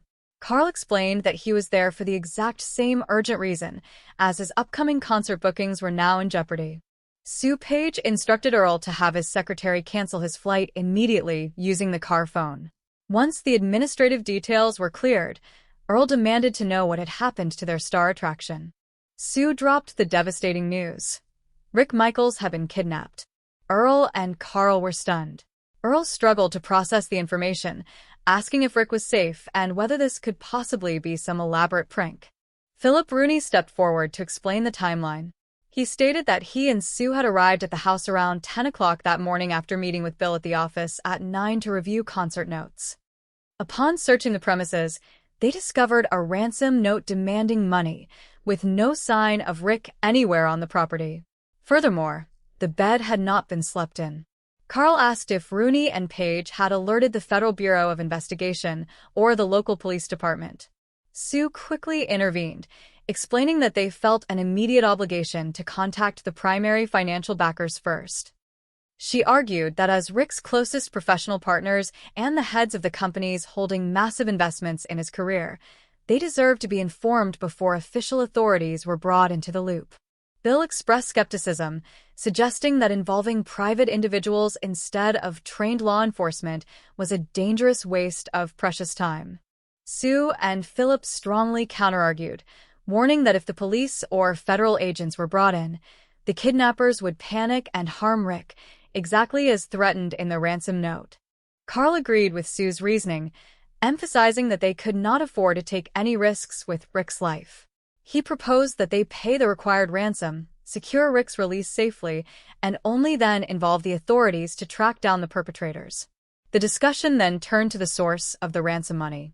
Earl suggested that since Rooney and Page managed Rick's financial affairs, they should utilize Rick's own assets or power of attorney to cover the $500,000 demand. Philip Rooney revealed a startling financial truth that caught the executives completely off guard. He disclosed that despite his massive success, Rick Michaels did not have $5,000 to his name, let alone $500,000. Earl was outraged, recalling that he had personally paid Rick over $800,000 the previous year for 35 concert appearances, alongside profits from 3 gold records. Philip explained that Rick's wildly extravagant lifestyle, combined with severe tax liabilities with the Internal Revenue Service, had left him completely insolvent. He reminded them of Rick's notorious generosity, such as the time he impulsively gifted a $24,000 Maserati automobile to a radio disc jockey. Realizing the stark financial reality, Bill suggested again that they had no choice but to contact the FBI. Earl and Carl immediately stopped him. They recognized that with millions of dollars tied up in upcoming tours, album releases, and merchandise, their companies had far too much riding on Rick Michaels to let him disappear. They agreed to pool their corporate resources and raise the $500,000 ransom themselves. Sue expressed deep emotional gratitude, assuring them that Rick would be eternally thankful for their intervention once he was safely returned. She stressed that the immediate priority was securing his release as quickly as possible to protect their shared investments. As the executives finalized their plans, the front doorbell rang. Sue excused herself to handle the visitor, determined not to let any outsiders disrupt their delicate arrangement. At the front door stood Barnaby Jones. He introduced himself politely, explaining that he was an investigator trying to locate a young woman named April Dayton, who was believed to have been accompanied by Mr. Michaels the previous evening. Sue Page maintained a cold, professional exterior. She informed Barnaby that no one by the name of April Dayton was present at the residence. Barnaby inquired if he might speak directly with Rick Michaels, suggesting that the singer might know where April had gone or could provide helpful details regarding her whereabouts. Sue firmly denied the request, stating that Mr. Michaels did not keep track of every acquaintance or fan who claimed to know him. She added that Rick was extremely busy and unavailable for questioning. Barnaby remained persistent, noting that April had started the evening with Rick and that finding her was a matter of urgent concern. Sue offered to take Barnaby's business card, promising that Rick would contact him if he had any useful information to share. Barnaby politely thanked her, noting her name as she identified herself as Rick's business manager. As Barnaby departed the main house, he took a slow walk around the exterior of the property, taking in the physical details of the surroundings. Near the pool area, he encountered a maintenance crew working on the grounds. One of the workers was complaining loudly about a water valve that had been carelessly turned on, ruining a freshly plastered pool surface that was supposed to have been left to dry completely. Barnaby engaged the worker in conversation, asking about the nature of the damage. The worker vented his frustration, explaining that some careless individual had turned on the water system 6 to 8 hours earlier, roughly around 3 o'clock in the morning. He pointed out deep tire tracks, rutted mud, and distinct footprints embedded in the soft, newly laid earth near the fence line where new landscaping had just been planted. He lamented that people rarely respected the effort required to maintain living plants and property. Barnaby carefully examined the ground, noting the specific size and tread pattern of the shoe impressions left in the mud near the pool wall. He recognized that these specific markings matched the unique footwear worn by April Dayton. Later back at his office, Barnaby met with Miss Vickers to review his findings. He presented a small piece of evidence recovered from the scene and confirmed that the shoe impressions near the pool belonged to April. Miss Vickers grew increasingly frantic, asking if Barnaby had managed to speak with Rick or discover what had happened to her friend. Barnaby urged her to remain calm, explaining that he was systematically gathering facts before reaching any firm conclusions. He then asked Miss Vickers if she happened to know April's blood type. Miss Vickers froze, realizing the grim implications of the question. She begged Barnaby not to hold out on her and to tell her if something terrible had occurred. Barnaby reassured her that as his client, she would be informed of every major development.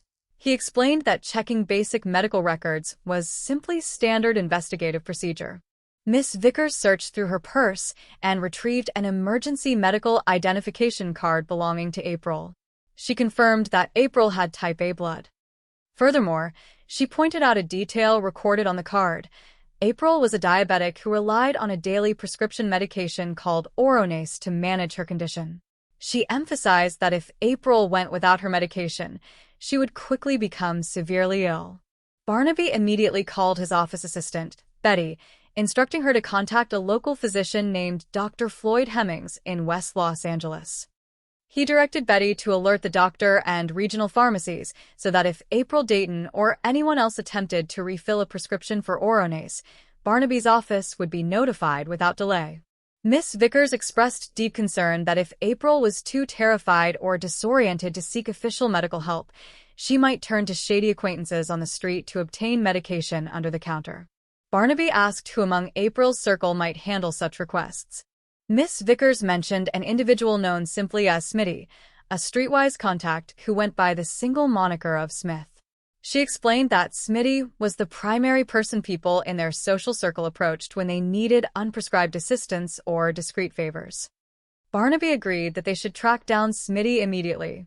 Meanwhile, Philip Rooney and Sue Page were executing the next phase of their ransom operation. In a private room, Philip examined 2 identical pieces of heavy luggage.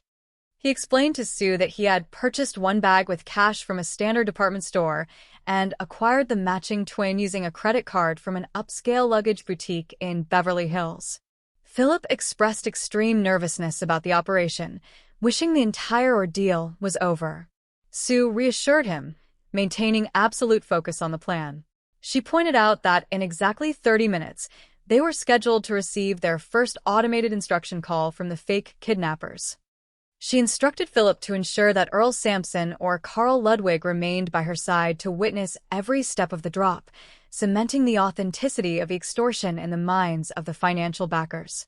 Sue reflected on the 15 years she had spent struggling in the entertainment industry, declaring that this grand deception was her ultimate opportunity to secure financial freedom from the people who had exploited her firm.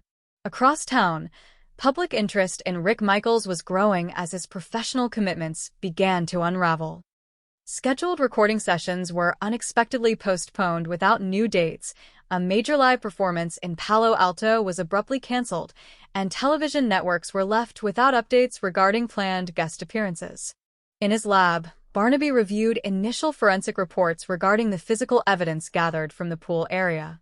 The analysis revealed that the blood traces found on the heel of April's shoe and on the nearby telephone extension did not match April's blood type. Betty suggested that Barnaby contact Rick Michaels directly to verify the singer's blood type. Barnaby pointed out that additional microscopic evidence had been recovered from the scene, specifically tiny glistening particles of gunite, cement, and specialized plaster used in pool resurfacing. This material matched the residue found directly on April's footwear, proving she was present at the exact location where the physical struggle had occurred. Shortly thereafter, the phone rang at the management office. Sue Page answered, putting on a dramatic display of panic for the benefit of Earl Sampson, who was standing nearby. She spoke into the receiver, pretending to communicate with the kidnappers. She confirmed her identity, pleaded for Rick's safety, and begged to hear his voice. She assured the caller that the $500,000 in cash had been secured, was entirely unmarked, and that no law enforcement agency had been alerted. Sue feigned listening to precise instructions, repeating aloud that she was to drive to a specific gasoline station located along the highway in 30 minutes to await further directions. She promised the caller that they would comply with every demand as long as Rick was returned unharmed. Once she hung up the phone, Sue turned to Earl and Philip, visibly trembling. She directed Philip to secure the cash bag in the trunk of the car. She claimed to be terrified and requested that one of the executives accompany her to the drop site. Earl volunteered to go with her, while Carl Ludwig and Philip agreed to remain behind near the landline phones to monitor any secondary calls. As Barnaby Jones continued his investigation, he began piecing together the timeline of events. He deduced that a major incident had taken place at the pool, resulting in a heavy load, likely a human body, being transported via wheelbarrow across the soft dirt to a waiting vehicle. He recognized that Rooney and Page were behaving with extreme defensiveness and lack of cooperation, suggesting they were actively concealing a major crime to protect their financial interests. Meanwhile, Sue and Earl completed the instructions given by the fake kidnapping protocol. They moved through public locations, ultimately placing the ransom money into a specific locker at a transit terminal as directed by the staged messages. Later that evening, Barnaby Jones arrived back at the corporate office of Rooney and Page. He encountered Carl Ludwig, Earl Sampson, and Philip Rooney standing in the hallway, looking exhausted and anxious. Sue Page attempted to dismiss Barnaby immediately, stating that she was waiting for an urgent phone call and had nothing further to say to a private investigator. Barnaby remained calm and firm. He stated that he had uncovered critical new information regarding April Dayton and needed to verify specific details with the management team. He suggested that whatever occurred at the pool may have begun as an unfortunate accident, but the subsequent disappearance of both April Dayton and Rick Michaels elevated the matter to a severe criminal inquiry. Sue realized she could not easily dislodge the investigator without raising further suspicion. She reluctantly agreed to speak with him briefly while the record executives departed to monitor their own phones. Inside the private office, Philip Rooney stared in disbelief at the large suitcase resting inside the storage closet. It was filled with $500,000 in cash. He marveled at the sheer volume of money they had successfully extracted from the executives. Sue warned him to stay focused and keep his composure. She expressed deep anxiety about Barnaby Jones's relentless probing, fearing that if April Dayton was still alive and accessible, she might reveal that she witnessed Rick's fatal fall into the empty pool. Sue declared that she had put out word among local street contacts to locate April before the investigator could reach her. Unbeknownst to Sue, Barnaby had already tracked down Smitty at his local hangout. Smitty had taken April in, providing her with shelter and her required Oronase medication to keep her stable. Smitty recognized that April had suddenly become a person of immense interest to powerful figures in the city, though April herself remained confused as to why everyone was searching for her. Barnaby located Smitty's residence and gained access to speak directly with April. Sitting in a quiet room, April slowly recounted the terrifying events of that night to Barnaby. She explained that she and Rick were fooling around near the edge of the empty swimming pool. Rick had walked out onto the diving board, lost his footing, and slipped, falling heavily into the concrete basin below. After the impact, Rick lay completely motionless at the bottom. Barnaby asked her why she hadn't immediately contacted emergency medical services or the police. April admitted that she panicked. She had previously been involved in minor legal troubles and was terrified of being blamed or arrested. Furthermore, while she was using the phone in the pool house to call for help, she heard the voices of several people approaching the area.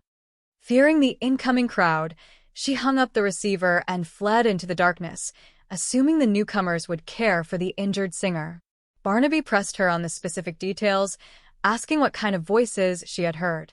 April recalled hearing both male and female voices entering the pool area just as she escaped. Light suddenly dawned on the true sequence of events. Barnaby realized that when Sue Page and Philip Rooney arrived at the scene, Rick Michaels was not yet dead. He was merely unconscious from the fall. Instead of calling for an ambulance, the managers had placed his unconscious body into a heavy canvas trash bag, loaded him into a wheelbarrow, transported him to Rooney's vehicle, and hauled him away to a local municipal landfill off Mulholland Drive to stage a kidnapping and collect the ransom.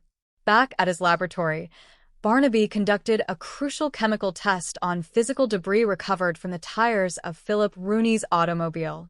He mixed the collected organic samples with lead acetate, observing the chemical reaction as the solution turned dark in the presence of hydrogen sulfide gas. Betty looked at the reaction, noting the unpleasant odor. Barnaby explained that decomposed organic matter and dried proteins release specific gases over a predictable time frame. The test confirmed that the residue on Rooney's tires matched the specific decomposition signature of garbage from the city dump, placing Rooney's car at the precise location where the body had been hidden several days prior. Barnaby immediately instructed Betty to contact Lieutenant Valdez of the local police department to issue arrest warrants for Philip Rooney and Sue Page.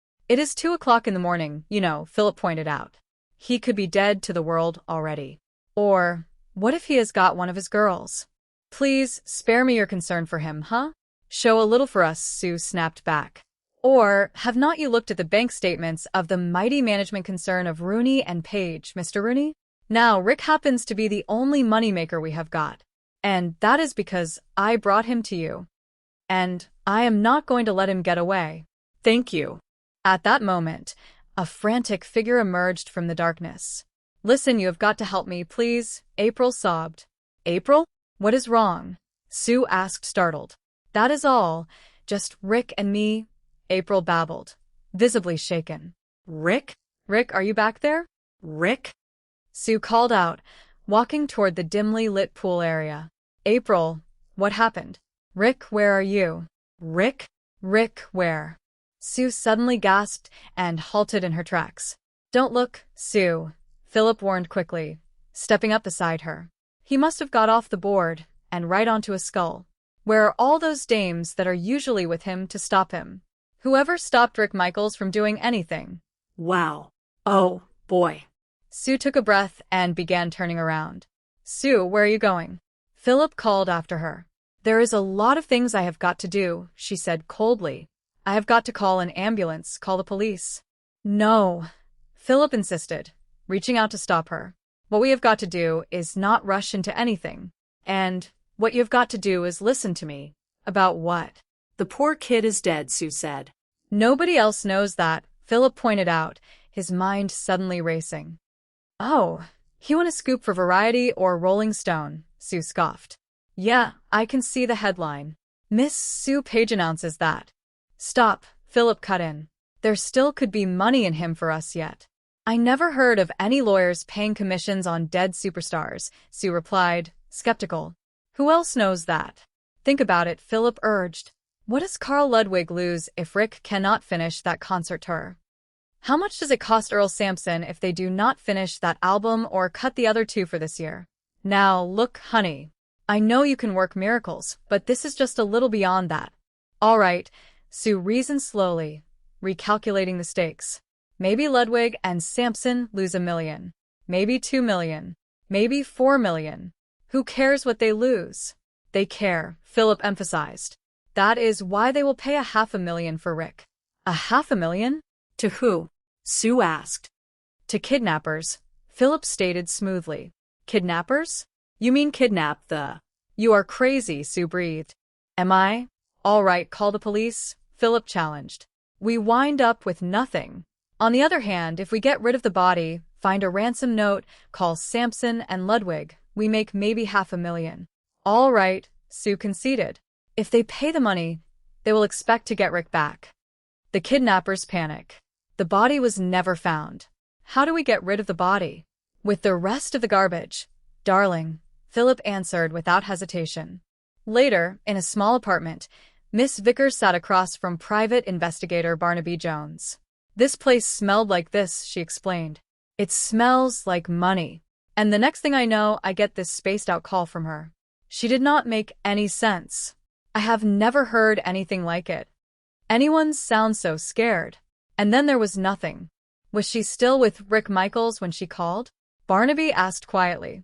I have no idea, Vickers replied, crossing her arms. That is what has got me so uptight.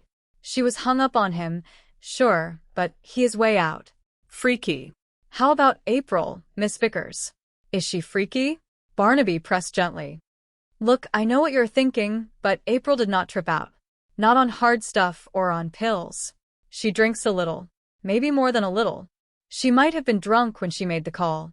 Maybe. But I know April. And she would not cry wolf unless there was a problem. Something was wrong. Why did not you call the police? Barnaby asked.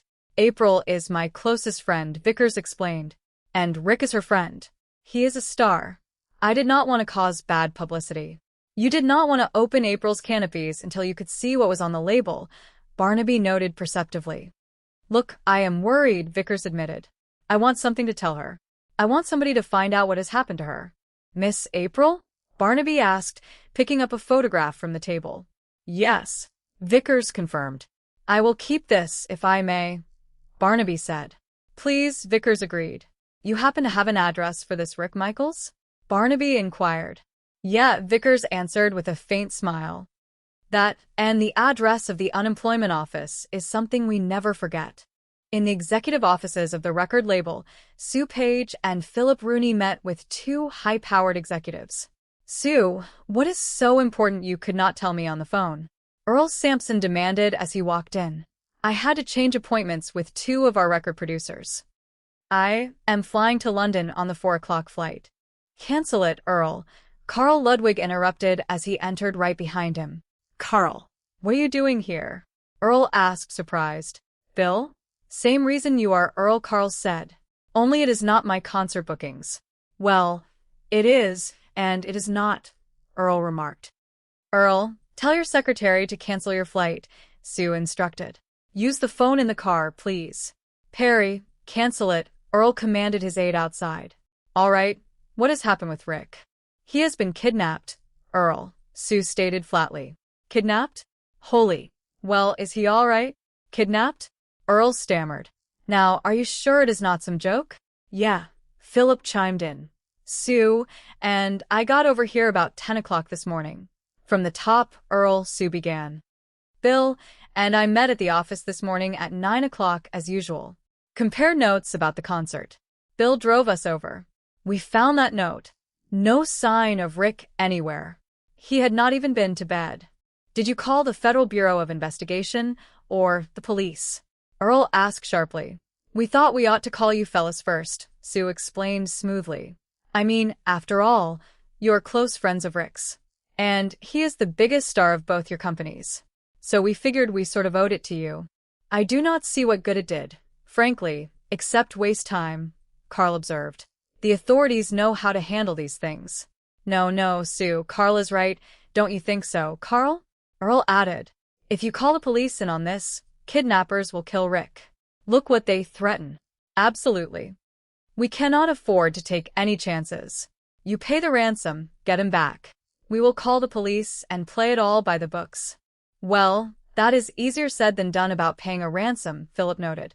One of you must have Rick's power of attorney. Gentlemen, this may come as a shock to you, but Rick Michaels does not have $5,000 to his name, let alone $500,000. But I paid him over $800,000 last year for 35 concerts, Earl protested. 3 gold record albums of ours? Carl added in disbelief. Gentlemen, Rick Michaels is not even above water with the Internal Revenue Service, Sue revealed. Now, come on. You know him. You know how wild he was. You remember when he gave that $24,000 Maserati to a disc jockey? Well, now we know all of it. I guess I better call the Federal Bureau of Investigation, Carl said, stepping toward the telephone. No, wait. Hold it there. Wait, Earl stopped him. We will raise the money. Oh, Earl. Oh, Carl. Oh, Rick will never forget you for this, Sue said emotionally. I will not let him. He will be thanking you for the rest of his life. The important thing right now is getting him back as soon as possible. Now, that is the only thing. We have got a fortune riding on that kid. I would not want to have anything happen to him, of course, but business is business. We have got to protect our investment, all of us. Did you call anybody else, Sue? No, of course not, Sue assured them. Well, get rid of whoever it is. We cannot afford to have anybody else around here, Earl said firmly. At that moment, the door opened and Barnaby Jones stepped into the office. Good morning. My name is Barnaby Jones. I am trying to locate a young lady, April Dayton. I understand she was with Mr. Michaels last night. There is no April Dayton here, Mr. Jones. I am sorry, Sue said quickly. Perhaps Mr. Michaels might know where she is, or could tell me where I could find her. Could I see him? Barnaby asked. I am sure Mr. Michaels does not keep track of every young girl he knows, or of every groupie who says she knows him, Sue dismissed smoothly. Now, look, I am very busy. I would appreciate it if I could ask him the question myself. He was with her last night. They started out the evening together. Barnaby insisted politely. He is a very busy man, Mr. Jones, Sue repeated, stepping toward the door. If you give me your card, I am sure he will call you if he can be of any help. Well, thank you, Miss, Ms. Page. I am his manager, she supplied. Thank you, Barnaby said, taking his leave. Back at Rick Michaels' estate, 2 laborers were working near the pool area. Would you turn that water on? Not me, the second worker replied. Well, somebody turned it on, some idiot. Now, who would be so stupid? I left instructions that plaster had to dry. I would have to do the thing all over again. I have more trouble with musicians' pools. What is it with musicians? I mean, you have to be a nut to be a musician. How would you like the have to recede? You appreciate how much attention it takes to get grass to take hold during the rainy season? A real estate agent walked up to the edge of the patio. What is the trouble, gentlemen? You from the real estate broker? You handle this rental here? What is the problem? Well, I will tell you what the problem is, the worker said, gesturing at the basin. Some idiot turned on the water on the new resurfacing, and it is all completely shot. When did they turn it on? Oh, 8 hours ago, judging by the rate of flow. 3 o'clock in the morning? Right. Rick Michaels, 3 o'clock in the morning. Yeah, look at that. Those ruts, those footprints all over it. You would think they could tell it was new earth. And those new plantings back by the fence, all trampled? You know, people never stop to consider that plants are living things too. Barnaby Jones examined a heel print in the damp soil near the fence. It is from the shoes April was wearing, he observed to his associate later. You are positive? I ought to be. They're my shoes, Vickers confirmed. Where did you find it? Near Rick's pool. Did you do that checking I asked you to? Yeah, no one has seen her, Vickers reported. What did Rick say? I did not get to see him yet, Barnaby replied. Do you happen to know April's blood type? Why? What happened? I do not jump to conclusions. Blood type? You're holding out on me, Vickers said, panicking slightly. There has got to be something wrong. Take it easy. You are my client. If there was anything wrong, I would tell you. Promise? Promise, Barnaby assured her. Well, as a matter of fact, she does keep a hospital identification card, Vickers said, digging through a small purse. Come on. I think it is type A. Or AO. I always forget. Here it is, Mr. Jones. It is type A. Is April a diabetic? Barnaby asked, examining the contents. How did you know? Prescription for Oronase, Barnaby noted. You know, if she does not take that medicine every day, she really gets sick. Barnaby pulled out his pocket phone and dialed his secretary. Barnaby Jones' office. May I help you? Betty, try and locate a Dr. Floyd Hemmings in West Los Angeles, Barnaby instructed. Tell him it is urgent that we locate April Dayton. If she should happen to call in or have a pharmacist call in to renew a prescription for Oronase, ask him to notify us immediately. Oronase. Can do. Anything else? Betty confirmed. No, thanks. I will be seeing you soon. Bye. Barnaby hung up and turned to Vickers. Mr. Jones, if April is too uptight to come back here for her medicine, she can really be in trouble, Vickers said anxiously. Well, would not she be sensible enough to go see her own doctor? She is not sensible. That is why I am worried. She would go to street people. I know she would. Like who? You know, Smitty? Instead of John Doe, he calls himself Smith. Just Smith. The crowd April runs with. You need something under the counter. Smitty is the first one you would ask. Well, I will take help from anybody. Let us just go see Smitty, Barnaby decided. Across town, Philip Rooney was making preparations with an identical piece of luggage. The other one is in the car, he told Sue. You sure they are exactly alike? They are twins, Sue confirmed.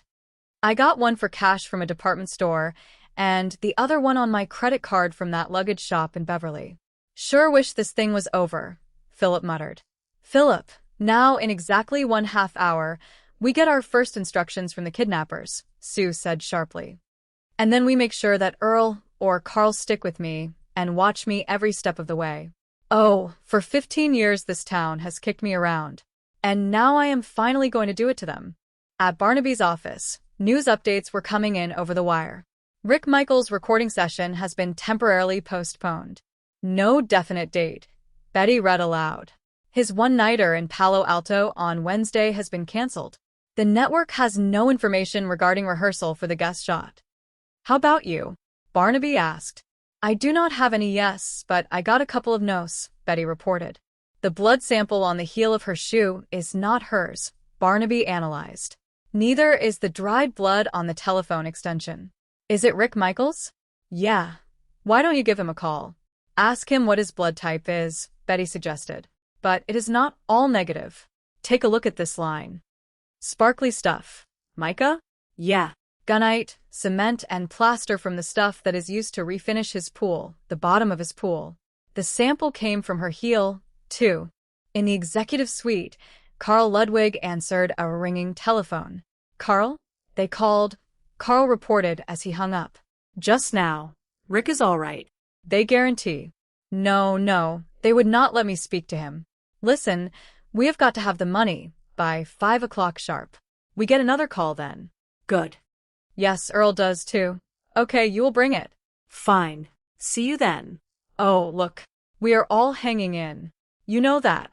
They have got it. All of it. Right on time. Barnaby and Vickers arrived at a rundown building off the boulevard. Glad you could make it, Mr. Jones, Smitty greeted them. Well, Smitty said he could see us if we could make it by 5, Barnaby noted. Fine. Where is his office? Right here, he said. Smitty indicated. Of course we all know April. Lately, she has been coming up in the world. I do not know why she would want to come to me. We are both professionals. If you hear from April, give me a call, Mr. DeSmith. It is, Jones? For a long time, Barnaby introduced himself. Here is 50. Be another 50 when you give me some information I can use. Sounds heavy. I will do what I can. Call me any time a service picks up. Inside an inner room, April was lying on a sofa, looking pale. Did you get my medicine, Smitty? I promised, didn't I? Smitty said, walking in after Barnaby left. Hey, April, I am going to take care of you. My place is yours. You are very important to me. Me? Why? Please, Smitty, give me my medicine, April pleaded weakly. Lately, you are very important to a lot of people, April. How come? Smitty mused. In their office, Sue Page demonstrated a device to Philip. It will work on the same instrument. Sure, Philip nodded. We have 2 different numbers. I pressed the automatic dialer on the preset number. In this case, our other line. And? We have called ourselves. Sue finished as the phone rang. You do think of everything. What is the number of the phone booth at the gas station? 673. 1673. Philip read off a slip of paper. Sue began counting out stacks of $100 bills into the briefcase. 420. 430. 440. 450. 460. 470. 480. 490. 500,000. The phone rang again on the second line, and Sue picked it up, altering her tone to sound distressed. Yes, of course this is Sue Page. You recognize my voice, don't you? Is Rick all right? Can I speak to him? Yes, I am listening. Yes, we have got the money. No, of course it is not marked. No one is on an extension. Please believe me, we are doing everything just like you say. The one-up OSA Palvita. Yes, I know the gas station. Right. Look, we will do anything you say. We just want Rick back. In 30 minutes. Well, let me ask you one thing. Hello? Sue slammed the receiver down and looked at Philip. Phil, put the money in the trunk, she commanded. Right? Philip agreed. Now, this is what they told me, Sue announced to Earl and Carl, who were standing by. Rick is all right. They want me in 30 minutes to meet them at this gas station. It is right up to you, honey. Oh, I am scared. Carl, Earl, somebody come with me. You think that will be okay with? Well, nobody said not to, Earl offered. I will go with you. Carl, you and Phil stay here by the phones, okay? Later that evening, Barnaby Jones sat in his office reviewing the physical evidence with Betty. You think Rick Michaels is dead? Betty asked. I think somebody is dead, Barnaby replied slowly. Michaels has certainly been out of circulation lately. Hotel news has been up there. Somebody, probably a couple of somebodies from the looks of the ground. They moved a heavy load in a wheelbarrow, probably a body, from the pool area down to a car, probably. Maybe April is not a victim. Maybe she is a criminal, and she is running. Maybe. Where do Paige and Rooney fit in? Betty inquired. Very protective, very uptight, very uncooperative. I will go out on a limb and suggest that they are guilty of something that they want to keep quiet, Barnaby deduced. Well, if something happened to Michaels, would not they want to find out the truth? Betty asked. Betty, the answers are just as tough, but the questions are getting better all the time, Barnaby noted. At the Rooney and Page office, Carl Ludwig was pouring himself a drink. How is your drink? Oh, nothing, Phil. I am going to freshen mine up, Philip said. What did they say? Carl asked as Sue returned. Take the money to the Sierra, store it in the valley, leave it in the luggage department, Sue reported smoothly. Okay, let us go. In a nearby luggage shop, a salesman was demonstrating a suitcase. If you have never taken a bus tour of Europe, then all the more reason for the double-reinforced lightweight two-seater, the salesman explained. It is sturdy, it is handsome, and it closes positively tight. Your hardware is guaranteed for 10 years. Come on. Look, there is a guy who looks like. Don't mess it up. I would suggest an English heather tone for your husband and a lovely. Back at the management office, Carl was pacing the floor. This waiting is something else. What can any of us do? Carl, I am busy. We have both blown our whole schedule, Earl grumbled. Yes, I suppose you are right, Carl conceded. Sue, any hour of the night, you know I will. I will be right at the phone. Thanks, Sue. All the thanks in the world. I will never forget this. The desk telephone rang sharply. Hello? Sue answered. Hello, Miss Page? It is Barnaby Jones. Mr. Jones, please don't bother me. I want to keep this line open, and I have nothing at all to tell you, Sue said curtly. Well, I am coming out to talk to you because I have some new information about April Dayton, and I want to check the facts with you, Barnaby insisted over the line. Oh, hold on a minute, Sue told him, covering the mouthpiece. It is nothing at all. I will get rid of it. Look, you know I will call. We are all within 10 minutes of each other. I will walk out with you fellas. Sorry, Mr. Jones.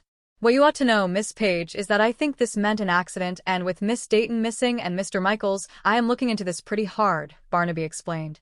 Well, I guess I cannot stop you. And, of course, we want to cooperate, but... Sue said. Thank you. That is all I am asking. I am going to join you in that little drink, Barnaby said. As soon as the executives left, Philip locked the door and grinned. Do you realize what we have got? $500,000.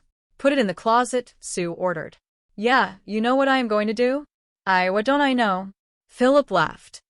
That Barnaby Jones wants to come out here and talk about April, Sue said darkly. Tell him to fall off. All we have to do is cool it. Go quietly crazy for Earl and Carl's benefit. Sweat out enough time for Rick really to be missing. And now that old idiot has to come and butt in. You really worried? Philip asked. So? Oh, of course I am worried. I do not like surprises, Sue admitted. What if that sexbot was here? What if she saw Rick take that dive? I am going to pass the word along to those groupies. Smitty, anybody find that girl. Why bother? Just for Jones? He thinks he has lost her. She just got found, Philip said. Moments later, Sue dialed Barnaby Jones' private line. Barnaby Jones, he answered. Mr. Jones, Sue Page. Oh, hello, Miss Page. I have got great news. I was worried about April, too, of course. And I just heard from her. Sue lied smoothly. Well, that is wonderful news. Where is she? Barnaby asked. She is down at the Springs. She called because she was trying to get in touch with Rick about a date she will not be able to keep. She called from the racket club, but I am not sure if she would still be there. And she sounded just fine. Well, Miss Page, thanks for taking all this trouble to call me. I appreciate it. It is a big help. No trouble at all. Glad to. Bye, Sue said, hanging up. He is off our backs for a while. In a quiet apartment across town, Barnaby Jones sat down with April Dayton as Vickers watched. We were playing around at the pool, which was empty. April recounted slowly. Well, yes, of course it was empty. Then we got out on the board. And he slipped. After, he did not move at all. If it was an accident, why did not you contact Beverly Hills Emergency or the police? Barnaby asked gently. I just panicked, April admitted, tearing up. And besides, I was busted once, Mr. Jones. And I heard people, voices. I knew they would find Rick and do whatever. I was stoned. I split. You heard voices? Men's voices? Women's? Both. Barnaby probed. Both. I think. Mr. Jones, could not she go home with me now and talk tomorrow? Vickers intervened. Yeah, I guess you're right, Barnaby agreed. The two of you are going home. Get some rest. But what about Rick? Does anybody really know? April asked softly. If anybody knows, they're not talking, Barnaby said. Can I help? Thanks. You know, we are parked in the garage. We are fine now. Thanks for everything. Come on. Come on, Vickers said, leading April out. Outside near a car wash, Philip Rooney was watching attendants clean his vehicle when Barnaby Jones walked up. The price of a car wash, what it is, Mr. Rooney, I do not blame you, Barnaby remarked casually. Well, you know the gag. My wife and my car, not necessarily in that order. Philip joked nervously. What is new, Mr. Jones? Well, I came out because I thought I must have gotten the message wrong about April Dayton. She certainly is not anywhere in Palm Springs, Barnaby stated directly. When girls like April Dayton descend on Palm Springs, they are usually looking for a very cozy spot and very, very private action. Nobody could find her if she did not want to be found, Philip rationalized. Hear anything from Mr. Michaels? Nada, Barnaby said. Phil. Phone call. An attendant called out. It is important. You better hurry. We will let you know if we hear anything at all, Philip said, hurrying away. You got room enough to turn around, okay? All by myself. Thanks. Later, Barnaby called after him. Barnaby watched Philip leave and muttered to himself. I gave him nothing.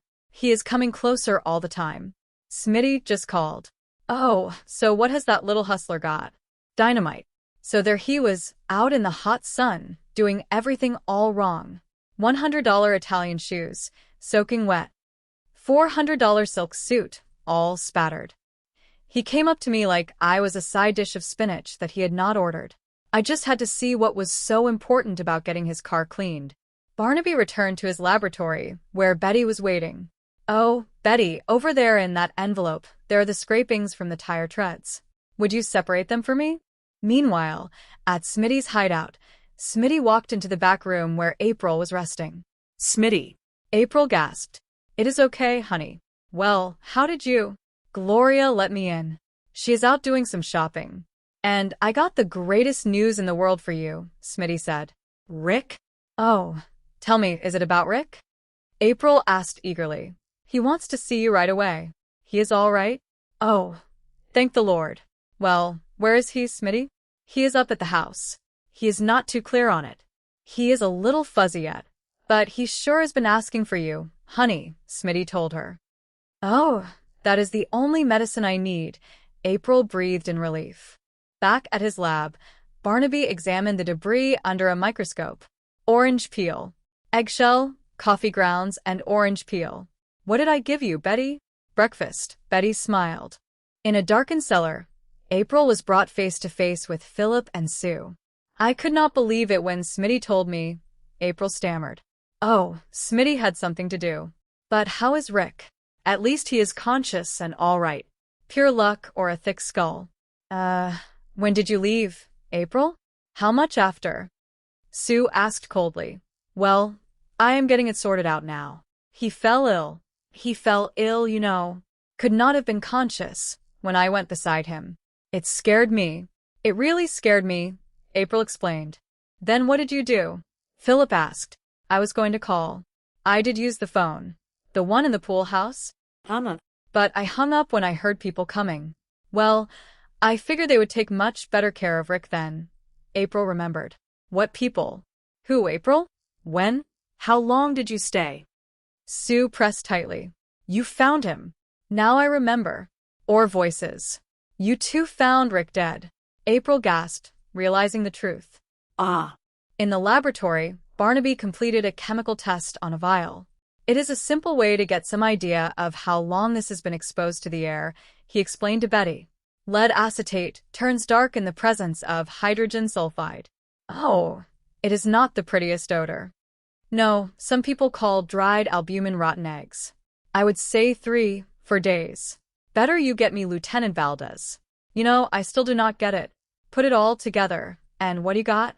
Garbage, plus fragments of aluminum, bits of tin. Rooney's car went to the garbage dump. And when you add in this decomposed granite, that makes it the dump off Mulholland. Worth a shot. Barnaby and the police raided the isolated location just as Philip and Sue were attempting to conceal a large, heavy container. Rick? Rick Michaels? Sue hissed furiously at April. Yes, and it is the way I am going to get rid of you. Officers swarmed the scene, securing Philip Rooney and Sue Page in handcuffs while paramedics attended to April. Yes, sir. 10-4, an officer reported over the radio. That girl is a lot healthier than some I have seen. She will be all right when she gets over the effect of the chloroform, Barnaby observed. Yes, April was lucky, and those two were lucky. It was not murder. Gentlemen, please, my clients have nothing to say at this time, their defense attorney announced as they were led away. Don't look so smug, Mr. Jones, Sue sneered. The girl is alive. We gave back all the money and we did not kill Rick. So you cannot nail us with much. I believe you are miscalculating, Barnaby replied calmly. We just got a report from the coroner.